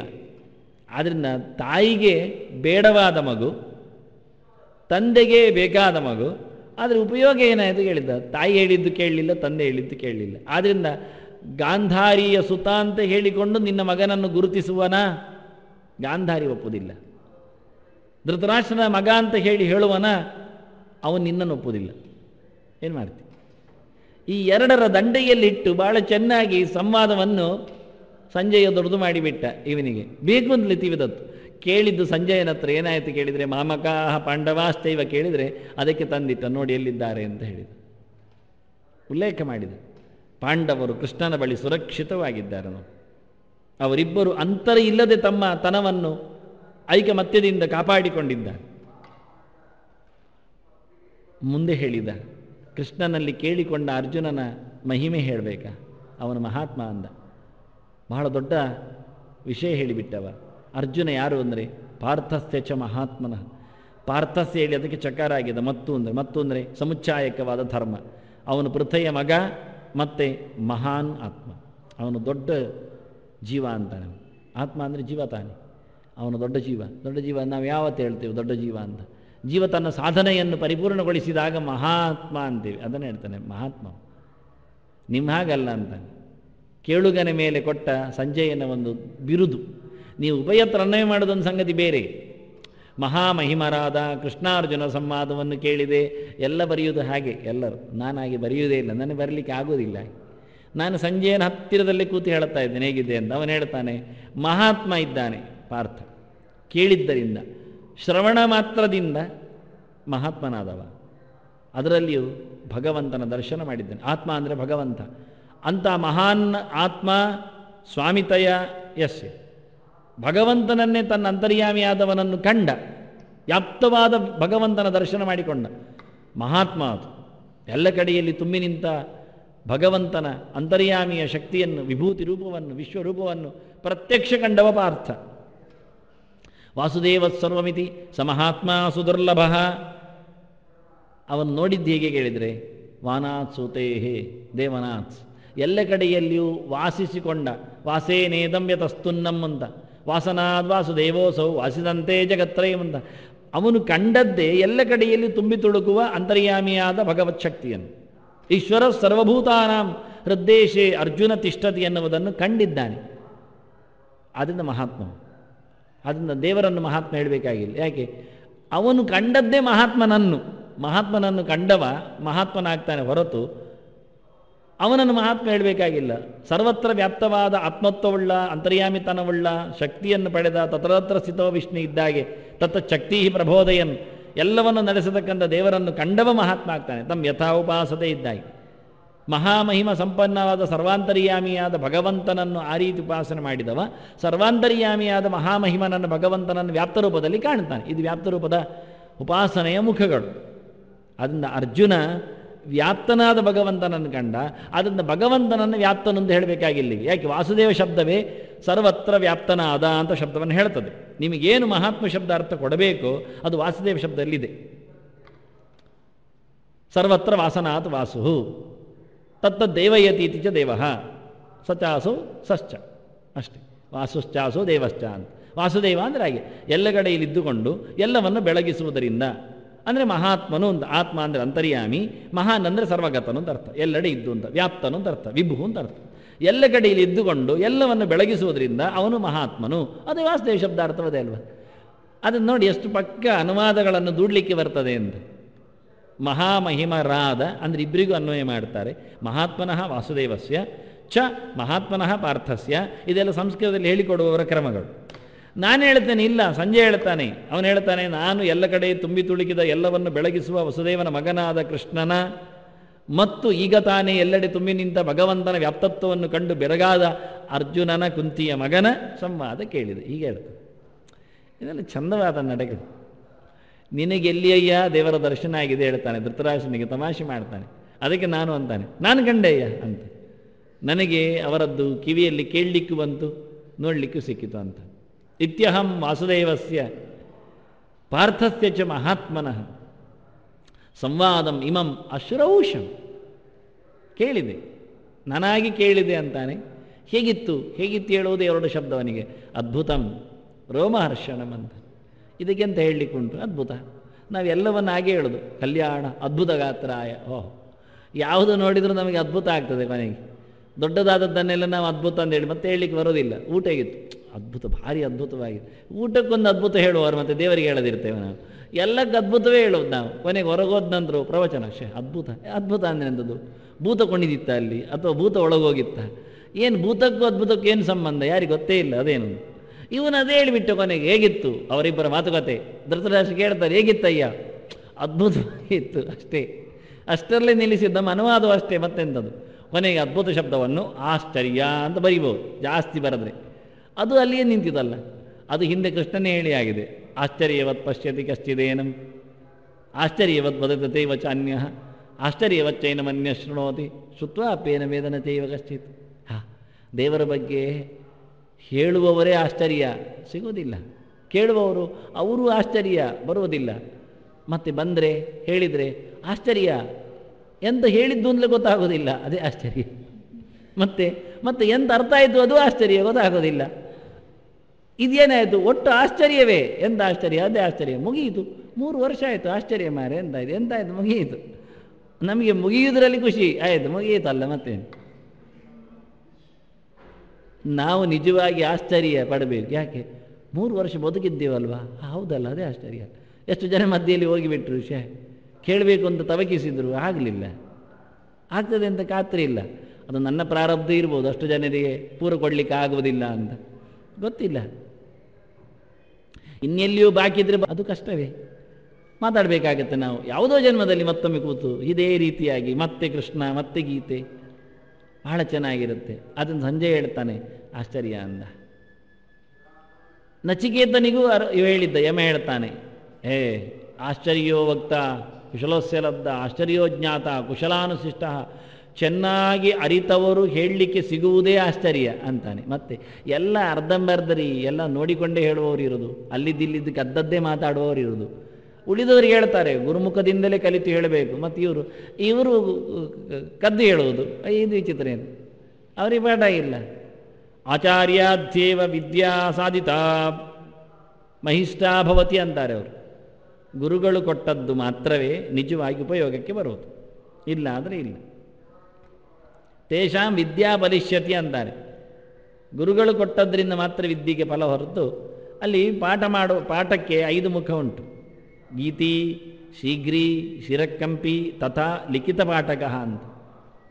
ಅವನೇ ಓದಿಕೊಂಡು ಯಾರು ಮಾಡ್ತಾನೆ ಅವನು ಒಬ್ಬ ದ್ರೋಹಿ, ಪಾಪಿ ಅಂತ ಹೇಳಿದೆ. ಅಲ್ಲಿ 5 ಜನರಿಗೆ ಪಾಪ ಬರ್ತದೆ ಅಂತ ಉಂಟು. ಆದ್ದರಿಂದ ಯಾರಾದರೂ ಹೇಳದೆ, ಕಿವಿಯೊಳಗೆ ಉಪದೇಶ ಮಾಡದೆ ಹೇಳಲಿಕ್ಕಿಲ್ಲ. ಅದು ಪೂರ ಉಪದೇಶ ಆಗಬೇಕು. ಎಲ್ಲಿಯೋ ಚೂರು ಮಾಡಿ ಮಂಗಳಾಚರಣೆ ಹೇಳಿಕೊಟ್ಟಿದ್ದೇನೆ, ಶಾಂತಿ ಪಾಠ ನಾಳೆ ಇಟ್ಟಿದ್ದೇನೆ, ಮುಗಿಯಿತು, ಅದು ಪ್ರಯೋಜನ ಇಲ್ಲ ಅಂತ. ಅದಾಗಲಿ ಆಗುವುದಿಲ್ಲ ಅಂತ. ಬಹಳ ಚೆನ್ನಾಗಿದೆ ಅಂತಾರೆ. ಆದ್ದರಿಂದ ಯಾರಲ್ಲಿ ಕಲಿಬೇಕು, ಯಾರಲ್ಲಿ ಪಡೆದಾಗ ಅಧಿಷ್ಠಾಭವತಿ ಅಂತ ಹೇಳಿದ್ದು ಅದಕ್ಕೆ ಶ್ರುತಿ ಹೇಳಿತ್ತು. ಭಗವಂತನ ಚಿಂತನೆಯನ್ನು ಅವನಿಗೆ ಸಿಕ್ಕಿದ ವ್ಯಕ್ತಿಗಳ ಜೊತೆಯಲ್ಲಿ ಹೋಗ್ಲಿಕ್ಕಿರೋದು, ಅದರ ಆಚೆಗೆ ಇಲ್ಲ ಅಂತ. ಅದಕ್ಕೋಸ್ಕರ ಗುರು ಚರಣಗಳ ಚಿಂತನೆಯಲ್ಲಿ ಅನೇಕ ಮುಖಗಳನ್ನು ಕೊಟ್ಟರು. ಅವನಿಗಿಂತ ಯೋಗ್ಯನಾದ ಒಂದೊಮ್ಮೆ ಸಿಕ್ಕಿದರೆ ಹೋಗು ಅಂತ, ಬೇಕಾದರೆ ಹೋಗು ಅಂತಾರೆ. ಅದು ಸಾಕು. ಅವನಿಗಿಂತ ಕಳಪನೆ ಆದವನಿದ್ರೆ ಯಾವ ಕಾಲಕ್ಕೂ ಹೋಗಬೇಡ ಅಂತಾನೆ. ನಾವು ನೋಡುವುದು ಹೇಗಿರಿ, ಅವನು ಕಳಪೆಯೋ ಮುಖ್ಯವೋ ಅಂತ. ಜ್ಞಾನವೇ ಗುರುಗಳ ಲಕ್ಷಣದಲ್ಲಿ ಪ್ರಧಾನವಾದ ವಸ್ತು ಅಂತಾನೆ, ಮಾನದಂಡ, ಮತ್ತೇನೂ ಅಲ್ಲ ಅಂತ. ಇನ್ನು ದುಡ್ಡು ನೋಡಲಿಕ್ಕಿಲ್ಲ, ಮೈಕಟ್ಟು ನೋಡಲಿಕ್ಕಿಲ್ಲ. ಅವ್ರು ಗುರುಗಳು ದೊಡ್ಡವರಿದ್ದರೆ ನೋಡಿದ್ದೇನೋ, ಯಾಕೆ ತಟ್ರಾಯನಿಗಿದ್ದಾರೆ ಅವರು, ಹೋಗಬೇಕು ಅಂತ ಖಂಡಿತ. ಅದು ಪ್ರಯೋಜನ ಇಲ್ಲ ಅಂದ. ದೇಹತಃ ಅಥವಾ ದುಡ್ಡಿನಿಂದ, ಶ್ರೀಮಂತಿಕೆಯಿಂದ ಅಥವಾ ಅಧಿಕಾರದಿಂದ ಪ್ರಯೋಜನ ಇಲ್ಲ. ಅವರೆಲ್ಲ ಬರ್ಕೊಂಡಿದ್ದಾರೆ, ಅತಿಮಹಾಪ್ರಾಂಶುಪಾಲ ಎಲ್ಲ ಬರೆದಿದ್ದಾರೆ, ಅದು ಪ್ರಯೋಜನ ಏನು ಕೇಳಿದರು. ಅಧಿಕಾರ ನಾಯಿಗೂ ಸಿಗ್ತದೆ, ಅದರಿಂದ ದೊಡ್ಡ ಸಂಗತಿ ಇಲ್ಲ ಅಂದ. ಹಾಗಾಗಿ ಯಾವುದು ಪ್ರಯೋಜನ ಇಲ್ಲ, ಪದವಿಯಾಗಿ ಸಂಪತ್ತಿನಿಂದ ಪ್ರಯೋಜನವೇ ಇಲ್ಲ. ಜ್ಞಾನವೇ ಮಾನದಂಡ ಅಂತಾರೆ, ಮತ್ತೇನೂ ಅಲ್ಲ ಅಂತಾರೆ ವಾಸ್ತವವಾಗಿ. ಅದೊಂದೊಮ್ಮೆ ಅವನಿಗಿಂತ ಕಳಪೆಯವನನ್ನು ಒಂದೊಮ್ಮೆ ಮಾತಾಡಿಸಲೋಸುಗ ಹೋಗಲಿಕ್ಕೆ ಉಂಟೇ ಇದ್ದರೆ ಉತ್ತಮನಾದ ಗುರುವಿನ ಹತ್ತಿರ ಆಜ್ಞೆ ಪಡೆದು ಹೋಗು ಅಂತಾರೆ. ಇಷ್ಟೆಲ್ಲ ಇದೆ. ಅದೇ ಒಂದೊಮ್ಮೆ ಉತ್ತಮ ನಡೆಗೆ ಸಾಗಬೇಕಿದ್ದರೆ ಆ ಸಣ್ಣವನ ಹತ್ರ ಆಜ್ಞೆ ಕೇಳಿದರೆ ಚಂದ, ಅಲ್ಲದಿದ್ದರೂ ನಡೀತದೆ ಅಂತಾರೆ. ಇಷ್ಟೆಲ್ಲ ಗುರು ವ್ಯಾಪ್ತಿಯನ್ನು ಕೊಡ್ತಾರೆ ಅವರು, ಸುಲಭ ಇಲ್ಲ. ಅದನ್ನು ಇವನು ಬಹಳ ಸುಂದರವಾಗಿ ಹೇಳಿದ. ಯಮ ನಚಿಕೇತನಲ್ಲಿ, ಇಲ್ಲಯ್ಯ, ಚೆನ್ನಾಗಿ ಹೇಳುವವರು ಸಿಗೋದು ಭಾರಿ ಕಮ್ಮಿ ಅಲ್ಲ ಅಂದ. ಮತ್ತೆ ಹಾಗೆ ಕೇಳುವವರು ಕಮ್ಮಿ ಅಂತಾನೆ. ಮತ್ತೆ ಚೆನ್ನಾಗಿ ಕೇಳೋದಿಲ್ಲ, ಪುರುಸೋತಾದಾಗ ಕೇಳ್ತಾರೆ, ಮತ್ತು ಪುರುಸೋತಾದಾಗ ಮರೆತು ಬಿಡ್ತಾರೆ, ಪ್ರಯೋಜನ ಏನು ಕೇಳ್ತಾನೆ, ಅದು ಇಲ್ಲ ಅಂದ. ಹಾಗಾಗಿ ಬಹಳ ಕಷ್ಟ ಇದೆ, ಎಲ್ಲ ಆಶ್ಚರ್ಯ ಅಂತಾನೆ. ಆಶ್ಚರ್ಯದಲ್ಲಿ ಆಶ್ಚರ್ಯ ಆಗಿದೆ, ಆದರೆ ಇದು ಒಂದು ಆಶ್ಚರ್ಯ ಸಂಗತಿ ಅಂತಾನೆ. ಅದ್ಭುತಂ, ಅಲ್ಲಿಗೆ ನಿಲ್ಲಿಸ್ತಾನೆ ಅದ್ಭುತಂ ಒಂದು. ಮತ್ತೆ ರೋಮಾರ್ಷಣಂ ಅಂತಾನೆ. ನನಗೆ ರೋಮಾಂಚ ಆಗಿದೆ ಅಂತಾನೆ ಇವ. ಇದೆಂಥದ್ದು ಮಾರಾಯರೆ, ಅದ್ಭುತಂ ರೋಮಾರ್ಷಣಂ. ಯಾರಾದರೂ ಕೇಳುವಾಗ ರೋಮಾಂಚ ಆಗುತ್ತಾ? ಅದು ಕೇಳ್ತಾನಿವ. ನನಗೆ ಆ ಸಂವಾದವನ್ನು ನಾನು ಕೇಳಿದೆ ಅಲ್ಲ, ಅದು ಕೇಳಿದ್ದು ಕಿವಿಯೊಳಗೆ ಬಿದ್ದಾಗ ಏನಾಯಿತು ಕೇಳಿದರೆ ಅದ್ಭುತವಾಯಿತದು. ಅದ್ಭುತ ಅಂದರೆ ಮನಸ್ಸಿಗೆ ಮುಟ್ಟಿದರೆ ಅದ್ಭುತ, ಇದು ಮುಖ್ಯ. ಮೈಯಲ್ಲಿ ಅದರ ಕಂಪು ನಡೆದರೆ ಅದು ರೋಮಾಂಚ. ಇದು ಎರಡನ್ನೇ ಹೇಳಿದೆ. ಕಿವಿಯಲ್ಲಿ ಕೇಳಿದ ಸಂಗತಿ ಒಂದೊಮ್ಮೆ ಮನಸ್ಸಿಗೆ ಮುಟ್ಟಿದಾಗ, ಅದು ಅನುಭವಕ್ಕೆ ತಾಗಿದಾಗ, ಅದು ಮನನಕ್ಕೆ ಸಿಲುಕಿದಾಗ, ಅದು ಮನದಂಗಳದಲ್ಲಿ ಪ್ರತಿಷ್ಠೆಗೊಂಡಾಗ, ಮೈಯು ಒಂದೊಮ್ಮೆ ಪುಲಕಗೊಂಡರೆ, ಸೇರಿಬಿಟ್ಟರೆ, ಅದರ ಸ್ಪರ್ಶ ರೋಮಗಳಲ್ಲಿ ಆದಾಗ ಅದು ರೋಮಾಂಚ. ಇದು ಶಬ್ದದಲ್ಲಿ ಆಗತಕ್ಕಂಥ ಒಂದು ಚಮತ್ಕಾರವನ್ನು ಹೇಳಿದರು. ಆದ್ದರಿಂದ ಇದರ ಅರ್ಥ ಬರೀಲಿಕ್ಕೆ ಕಷ್ಟ, ಹೇಳಲಿಕ್ಕೆ ಸಿಗುವುದಿಲ್ಲ. ಯಾಕೆ ಬರೀಲಿಲ್ಲ ಯಾರು ಸಹ, ಕದಿಯುವುದೆಲ್ಲಿಂದ ಈಗ ಇದಕ್ಕೆ ಅದ್ಭುತಮ್ಮಿಗೂ ರೋಮಾರ್ಷಣಮಿಗದ್ದು ಎಲ್ಲಿಂದ ನಾವು ತರಲಿ ವಿವರಣೆ? ಅದು ಕೇಳಿದವರಿಗೆ ಗೊತ್ತಿರುತ್ತೆ ಅಂತ, ಅದಕ್ಕೆ ಬಿಟ್ಟಿದ್ದಾರೆ, ಗೊತ್ತಿಲ್ಲ. ಅದ್ಭುತ ಅಂದರೆ ಹಾಗೆ, ಯಾವುದು ನಮ್ಮ ಮನಸ್ಸಿಗೆ ಅದು ತಾಗಿತೋ, ಮನಸ್ಸನ್ನು ಮುಟ್ಟುವಂತೆ ಯಾವುದು ಒಳಗೋಗಿ ನಿಂತಿತೋ ಅದು ಅದ್ಭುತ ವಾಸ್ತವವಾಗಿ. ಅದು ನಮ್ಮನ್ನು ನುಂಗಿ ಹಾಕುತ್ತೆ, ಆ ವಿಷಯವನ್ನು ನಾವು ನುಂಗಿ ಹಾಕಿಕೊಳ್ಳುತ್ತೇವೆ. ಅದರಿಂದ ಅದು ಭಕ್ಷಣ ಧಾತುವಿನಿಂದ ವ್ಯವಸ್ಥೆಗೊಳ್ಳುತ್ತದೆ. ನುಂಗಿ ನಮ್ಮನ್ನು ಖಾಲಿ ಮಾಡುವುದಿಲ್ಲ, ನುಂಗಿ ನಮ್ಮನ್ನು ನಿಲ್ಲಿಸಿಬಿಡುತ್ತದೆ. ನಾವದನ್ನು ನುಂಗಿಕೊಂಡು ಖಾಲಿ ಆಗುವುದಿಲ್ಲ, ನಾವದನ್ನು ನುಂಗಿಕೊಂಡು ನಾವು ನಿಂತಿರುತ್ತೇವೆ.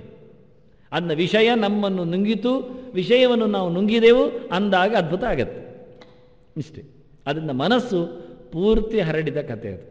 ಮನಸ್ಸು ಪೂರ್ತಿ ನಾನು ಅದಕ್ಕೆ ತೆರೆದ ಕಥೆ ಅದು. ಹೀಗೆ ನಾನು ಮನಸ್ಸನ್ನು ಬಿಚ್ಚಿಕೊಂಡೆ, ಅದು ನನ್ನ ಮನಸ್ಸಿನಲ್ಲಿ ಹಚ್ಚಿಕೊಂಡಿತು ಎನ್ನುವುದು ಎರಡೂ ಬೇಕಾದಾಗ ವಿಷಯದ ಪ್ರಾಧಾನ್ಯವನ್ನು ಮನಸ್ಸಿಗೆ ಮುಟ್ಟುವ ವ್ಯವಸ್ಥೆಯನ್ನು ಹೇಳಿಕೊಟ್ರು. ಇದು ಅದ್ಭುತ. ಎಲ್ಲಿ ಮನಸ್ಸನ್ನು ಸೂರೆಗೊಳ್ಳುತ್ತೋ ಆ ಸಂಗತಿ ಅದ್ಭುತ. ಎಲ್ಲಿ ಅದು ಮನಸ್ಸು ತುಂಬಿ ಮೈಗೂ ಅಂಟುತ್ತೋ ಹರಡುತ್ತೋ ಅದು ರೋಮಾಂಚ. ಎಷ್ಟೋ ಜನ ರೋಮಾಂಚ ಆಗುವುದಿಲ್ಲ. ಇವು ಹೇಳುತ್ತಾನೆ, ನನಗೆ ಒಂದೊಂದು ರೋಮವೂ ಅವರ ಮಾತಿನಲ್ಲಿ ಕೆಲಸ ಮಾಡಿದೆ, ನವಿರೆದ್ದಿದೆ, ಅದು ನೆಟ್ಟಗೆ ನಿಂತಿದೆ, ಇನ್ನೇನು ಕೇಳಲಿಕ್ಕಿದೆ ಅಂತ ಅದು ಹೇಳುತ್ತಾ ಇದೆ ಅಂತಾನು. ಮೈ ತುಂಬ ಕಣ್ಣಾಗಿದೆ, ರೋಮ ರಂಧ್ರಗಳೆಲ್ಲ ಕೇಳಿಸಿಕೊಳ್ಳಲು ಹಾತೊರೆದಿವೆ ಅಂತ ಇದು ಹೇಳ್ತಾನೆ. ರೋಮ ಹರ್ಷಣ ಬಂದರೆ ರೋಮಗಳು ನಲುಗಿದವೆ, ಖುಷಿ ಪಟ್ಟವೆ ಅಂದಾಗ ಅದು ಬಾಯಿ ತೆರೆದಿದೆ ಅಂತ ಅರ್ಥ. ನಮಗೆ ಖುಷಿ ಆದಾಗ ಏನಾಗ್ತದೆ? ಬಾಯಿ ದೊಡ್ಡದಾಗ್ತದೆ. ಇನ್ನೂ ಖುಷಿ ಆದರೆ ತುಂಬ ದೊಡ್ಡದಾಗ್ತದೆ, ಮತ್ತು ಕಣ್ಣು ಸಹ ದೊಡ್ಡದಾಗ್ತದೆ ಬಾಯಿ ಒಟ್ಟಿಗೆ, ಕಿವಿಯೂ ಸಹ ಅರಳಿ ನಿಲ್ತದೆ ಕೇಳುವಾಗ ಎಂತ ಎಂತ ಹೇಳಿಕೊಂಡು. ಹಾಗೆ ರೋಮಗಳು ಅದರ ಬಾಯಿಗಳು ಬಿಟ್ಟಾಗ, ಅದರ ರಂಧ್ರಗಳು ತೆರೆದು ನಿಂತಾಗ ಅದು ರೋಮಹರ್ಷಣ. ಅಲ್ಲಿವರೆಗೆ ಬರಬೇಕು. ಅವು ಹೇಳ್ತಾ ನಿನಗೆ ಕೇಳಬೇಕು, ಮೈ ತುಂಬ ಕೇಳಬೇಕು ಕಾಣುತ್ತೆ. ಎಲ್ಲ ಹಡೆಯಲ್ಲಿ ತುಂಬಿ ನಿಂತ ಭಗವಂತನ ಚಿಂತನೆ ಕೇಳಿದಾಗ ನೋಡಿದಾಗ ಅಯ್ಯ ಎರಡು ಕಣ್ಣು ಸಾಲದು, ರೋಮಗಳು ಕಣ್ಣಾಗಬೇಕು, ರೋಮ ರಂಧ್ರಗಳು ನೋಡುವಂತಾಗಬೇಕು ಎನ್ನುವ ಅನುಭವಕ್ಕೆ ಬರ್ತಾ ಇತ್ತು. ಕೇಳಿದ ಕಥೆಯೆಲ್ಲ ಮೈ ತುಂಬ ತುಂಬಿದಾಗ ಎಲ್ಲ ಕಡೆಯಿಂದಲೂ ಹೇಳಬೇಕು ಅಂತ ಕಾಣುತ್ತಿತ್ತು ಅಂತಾನೆ. ರೋಮಗಳು ಬಾಯಿ ತೆರೆದು ಒಳಗಿನ ಸಂಗತಿಗಳನ್ನು ಹೊನಲಾಗಿ ಹೊರಗೆ ಹರಿಸ್ತಾ ಉಂಟಲ್ಲ ಅಂತಾನೆ. ನನಗೆ ಕಂಡದ್ದು ಅರ್ಥ ಆಗಿದೆ, ಅದು ಒಳಗೆ ಹಬ್ಬಿದೆ, ಅದು ಸ್ಥಾಯಿಯಾಗಿದೆ ಎನ್ನುವ ಲಕ್ಷಣವನ್ನು ನನ್ನ ಒಂದೊಂದು ರೋಮವೂ ಹೇಳ್ತದೆ ಅಂತಾನೆ ಸಂಜಯ. ಇಲ್ಲಿ ನೋಡು ಗೊತ್ತಾಗತ್ತೆ, ಅಲ್ಲಿ ನೋಡು ಗೊತ್ತಾಗತ್ತೆ ಅಂತಾನೆ. ಮೈ ತುಂಬ ಆ ವಿಷಯಗಳು ಸಂಚಾರ ಮಾಡಿದೆ ಅಂತ. ಥ್ರಿಲ್ಲಿಂಗ್ ಅಂತಾರಲ್ಲ, ಅದೇ ರೀತಿಯಲ್ಲಿ ವಿಷಯ ವಾಸ್ತವವಾಗಿ ಬಹಳ ಚೆನ್ನಾಗಿ ನನಗೆ ಮನವರಿಕೆ ಆಗಿದೆ, ಅದನ್ನು ಮರೆತು ಬಿಡುವಾಗಿಲ್ಲ ಅಂತಾನೆ. ನಾನು ಕೇಳಿದ್ದೇನೆ ಎನ್ನುವುದಕ್ಕೆ ನನ್ನ ರೋಮವೂ ಸಾಕ್ಷಿ ಅಂತಾನೆ. ಎಷ್ಟು ಚೆನ್ನಾಗಿ ಅರ್ಥ ಉಂಟು ನೋಡಿ. ನಾನು ಖುಷಿಪಟ್ಟಿದ್ದೇನೆ ಎನ್ನುವುದಕ್ಕೆ ನನ್ನ ರೋಮವೇ ಸಾಕ್ಷಿ ಅಂತಾನೆ. ಇನ್ನೇನು ಹೇಳಬೇಕಾಗಿಲ್ಲ ಅಂತ. ರೋಮಕ್ಕೂ ಖುಷಿಪಡುವ ಯೋಗ್ಯತೆ ಬರಬೇಕಾದ್ರೆ, ಅವುಗಳು ಖುಷಿಪಟ್ಟು ಕುಣಿಬೇಕಾದ್ರೆ ಹೇಗಿರಬೇಡ ಅಂತ. ಇದನ್ನೆಲ್ಲ ಅರ್ಥೈಸಿಕೊಳ್ಳಿಕ್ಕೆ ಸಂಜಯನಿಗೆ ನುಡಿಬೇಕಾಗತ್ತೆ. ರೋಮಾಂಚಗೊಂಡಿದೆ ಅಂತ, ಮೈಯೆಲ್ಲ ನವಿರೇಳಿದೆ, ಆನಂದ ಮೈ ತುಂಬ ಆಗಿದೆ. ಅದನ್ನು ಹೇಳುವ ಕ್ರಮ ಏನು? ರೋಮದ ಜಾಗ ಬಿಡದಂತೆ, ಅಂದರೆ ಮೈಯಲ್ಲಿ ರೋಮಗಳು ಜಾಗ ಬಿಟ್ಟಿರುವುದಿಲ್ಲ, ಇಂಚು ದೂರದಲ್ಲಿ ಬರುವುದು ಹಾಗೇನಿಲ್ಲ, ಅದಕ್ಕೆ ಒಂದು ಅಡಿ ಬಿಟ್ಟಾಗುವುದು ಇಲ್ಲ. ಮೈಯಲ್ಲಿ ಪೂರ ರಂಧ್ರಗಳಿರ್ತವೆ. ಅದು ನಮ್ಮ ದೇಹವನ್ನು ರಕ್ಷಣೆ ಮಾಡಲಿಕ್ಕೆ ಬಹಳ ಚೆನ್ನಾಗಿರ್ತದೆ. ಪಕ್ಕನೆ ರೋಮ ಇದ್ದವರ ಮೈಯಲ್ಲಿ ಬಟ್ಟೆ ಇಲ್ಲದಿದ್ದರೂ ಈ ನುಸಿಯೆಲ್ಲ ಬಂದು ಕೂತ್ಕೊಳ್ಳುವುದಿಲ್ಲ. ಅಂದರೆ ಪರ ಜೀವ ರೋಗಗಳು ಮೈಗೆ ಆಕ್ರಮಣ ಮಾಡುವುದು ತಪ್ಪುತ್ತದೆ, ಸುಲಭ ಆಗತ್ತೆ ಆ ಲೆಕ್ಕದಲ್ಲಿ. ಆದ್ದರಿಂದ ಜಗತ್ತಿನಲ್ಲಿ ಸಹಜವಾಗಿಯೇ ರಕ್ಷಣೆಗಿರುವಂಥದ್ದು ರೋಮರಾಶಿ. ಪ್ರಾಣಿಗಳು ನೋಡಿ, ಅವುಗಳಿಗೆ ಬಟ್ಟೆಯೇ ಬೇಡ, ಮತ್ತು ಚಳಿ ಆಗೋದಿಲ್ಲ. ಆಗುವುದೆಲ್ಲ ಹೇಳಿದೆ ಹೇಗೆ? ಮೈಯಲ್ಲಿ ರೋಮಗಳಿವೆ ಅಂತಾರೆ. ನಾವು ಮುಚ್ಚಲಿಕ್ಕೆ ಹೋಗಿ ರೋಮದಿಂದ ಕಳಚಿಕೊಂಡೆವು. ಪ್ರಾಣಿಗಳು ಹಾಗೆ ತೆರೆದುಕೊಳ್ಳಿಕ್ಕೆ ಹೋಗಿ ದೇವರು ಸಹಜವಾಗಿ ಅವಳಿಗೆ ರಕ್ಷಣೆ ಕೊಟ್ಟ. ಅವುಗಳಿಗೆ ಮೈಯ ರೋಮರಾಶಿಗಳೇ ಬಹಳ ಚೆನ್ನಾಗಿ ಎಲ್ಲಕ್ಕೂ ರಕ್ಷಣೆ ಕೊಡ್ತದೆ. ಧೂಳಿನಿಂದ ರಕ್ಷಣೆ ಕೊಡ್ತದೆ. ಆದ್ದರಿಂದ ಪಕ್ಕನೆ ಅವುಗಳಿಗೆ ಹೊರಗಿನಿಂದ ರೋಗ ಯಾವುದೂ ಆಕ್ರಮಣ ಮಾಡೋದಿಲ್ಲ. ಅದು ಧೂಳನ್ನು ಒರೆಸಿಕೊಳ್ಳುತ್ತದೆ, ನೀರಿನಲ್ಲಿ ಅದ್ದಿಕೊಳ್ಳುತ್ತದೆ, ಬೇಕಾದರೆ ಎಲ್ಲ ಮಾಡ್ತದೆ, ಏನಾಗುವುದಿಲ್ಲ, ಚೆನ್ನಾಗಿರುತ್ತೆ. ಮೈ ತುಂಬ ರೋಮ ಪಡೆದ ಪ್ರಾಣಿಗಳು ವಾಸಿ ಆ ಲೆಕ್ಕದಲ್ಲಿ ಚೆನ್ನಾಗಿರ್ತವೆ ಅಂತ. ಆದ್ದರಿಂದ ಹೇಳ್ತಾನೆ ರೋಮಹರ್ಷಣ, ನಮ್ಮದು ರೋಮಗಳು ಬೇಕು ಮೈಯಲ್ಲಿ.